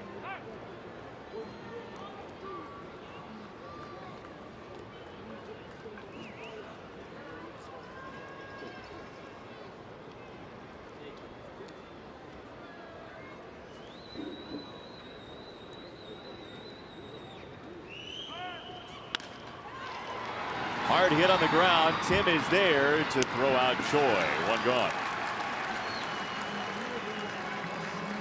No movement from Crone with the ball in front of his back. Nowhere for him to go. His run at this point is pretty useless.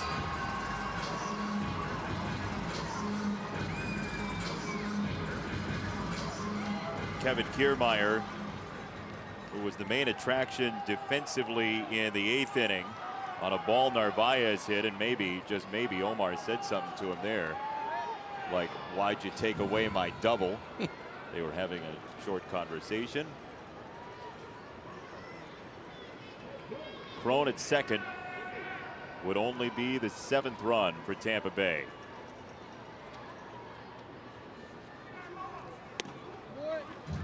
Strike to Kiermeier.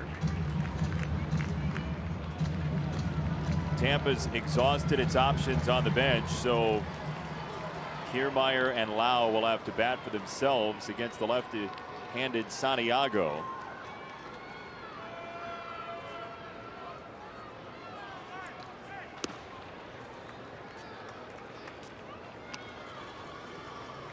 Daniel Palka has what right now would be the game winner.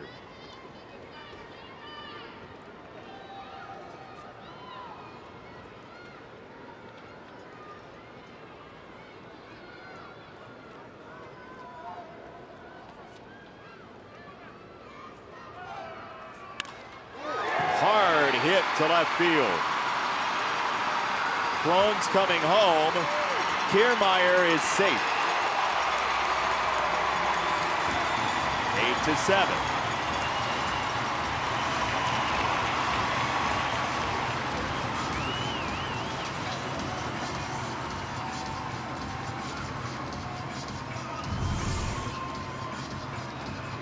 Kiermeier drives in just his 17th run of the year. This one shot through the left side.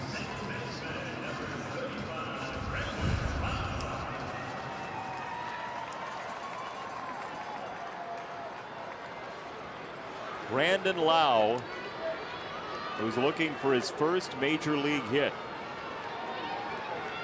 There have been enough of those against the Sox. Hector. Ball one.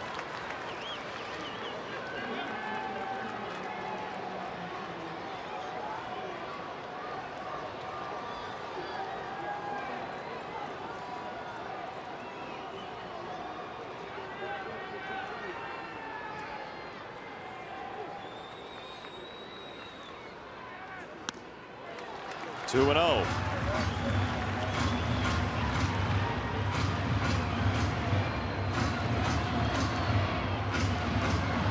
Couple of doubles in the inning, Crone and Kiermeier.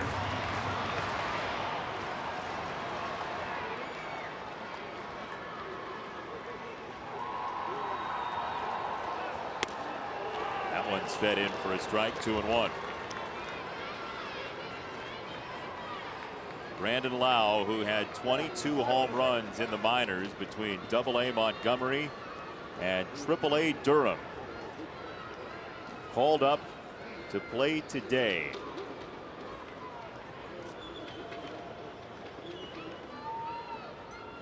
Two-one.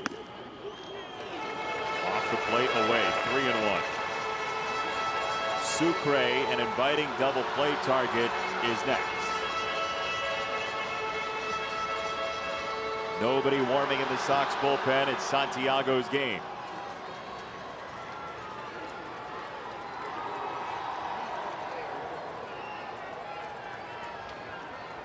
Three-one. He got a swing and a miss. 3-2. Everything up from Santiago to Lau.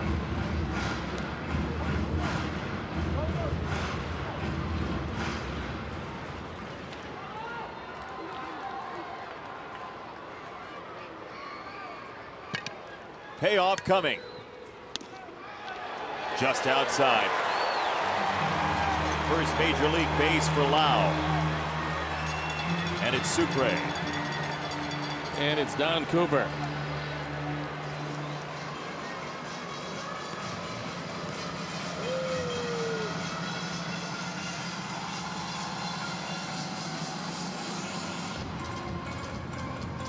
So Jesus Sucre, who we saw yesterday, he lined into a double play. He popped out to third and he grounded out to third. Everything hit to third base yesterday off Sucre's bat. Now Jerry Meal is going to come out and break this up. There's nobody in the pen. He wants to start getting on with this.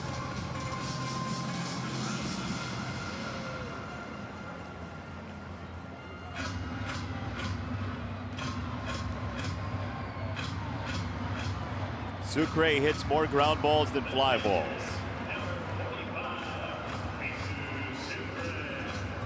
Friday night, the game ended on a 6-4-3 double play. That'd be a bad time to work on that one. Load one of those up. Kiermeier at second, Lau at first.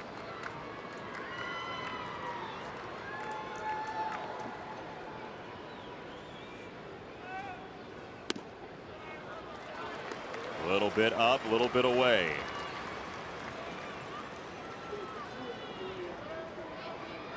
Willie Adames next. Then Malik Smith if necessary.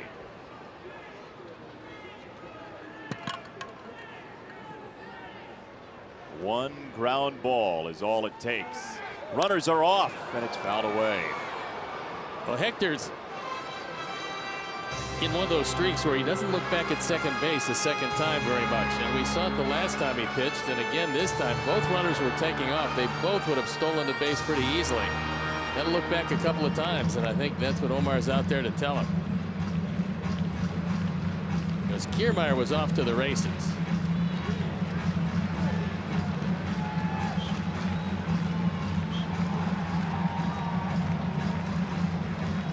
Shields, Cedeno, Gomez, Fry, Danish, and Santiago have pitched.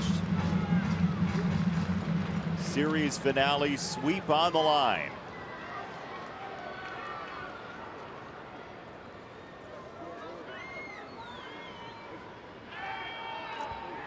A flinch to second base. Kiermeier scrambles back.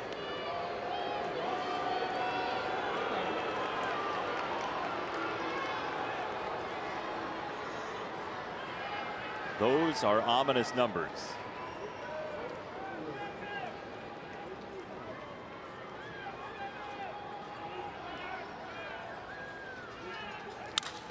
Broken bat to third. Sanchez. Moncada. There's the sweep. 8-7 your final score. Polka the game winner. There was a double play ground ball. It shattered the bat, and then it was a relatively easy 5-4-3. Moncada getting the throw away cleanly and right on the money. So it took a long time and a little drama at the end, and Sucre shatters his bat, left with just the handle and a 3-game sweep to go with it. We told you he hit the ball all night last night to third base, and he did it one more time. And Daniel Polka with a meteor just right of center field to beat the Rays. And Tampa Bay sinks back to 500 with a 3-game sweep for the Sox in the first 4-game win streak for the Sox this year. Choi thought he had brought him back. He did to a tie, but Tampa Bay never got past the equalizer. And Daniel hit just a bomb. Hector Santiago made it hold up in the final analysis. A lot of pitchers between Shields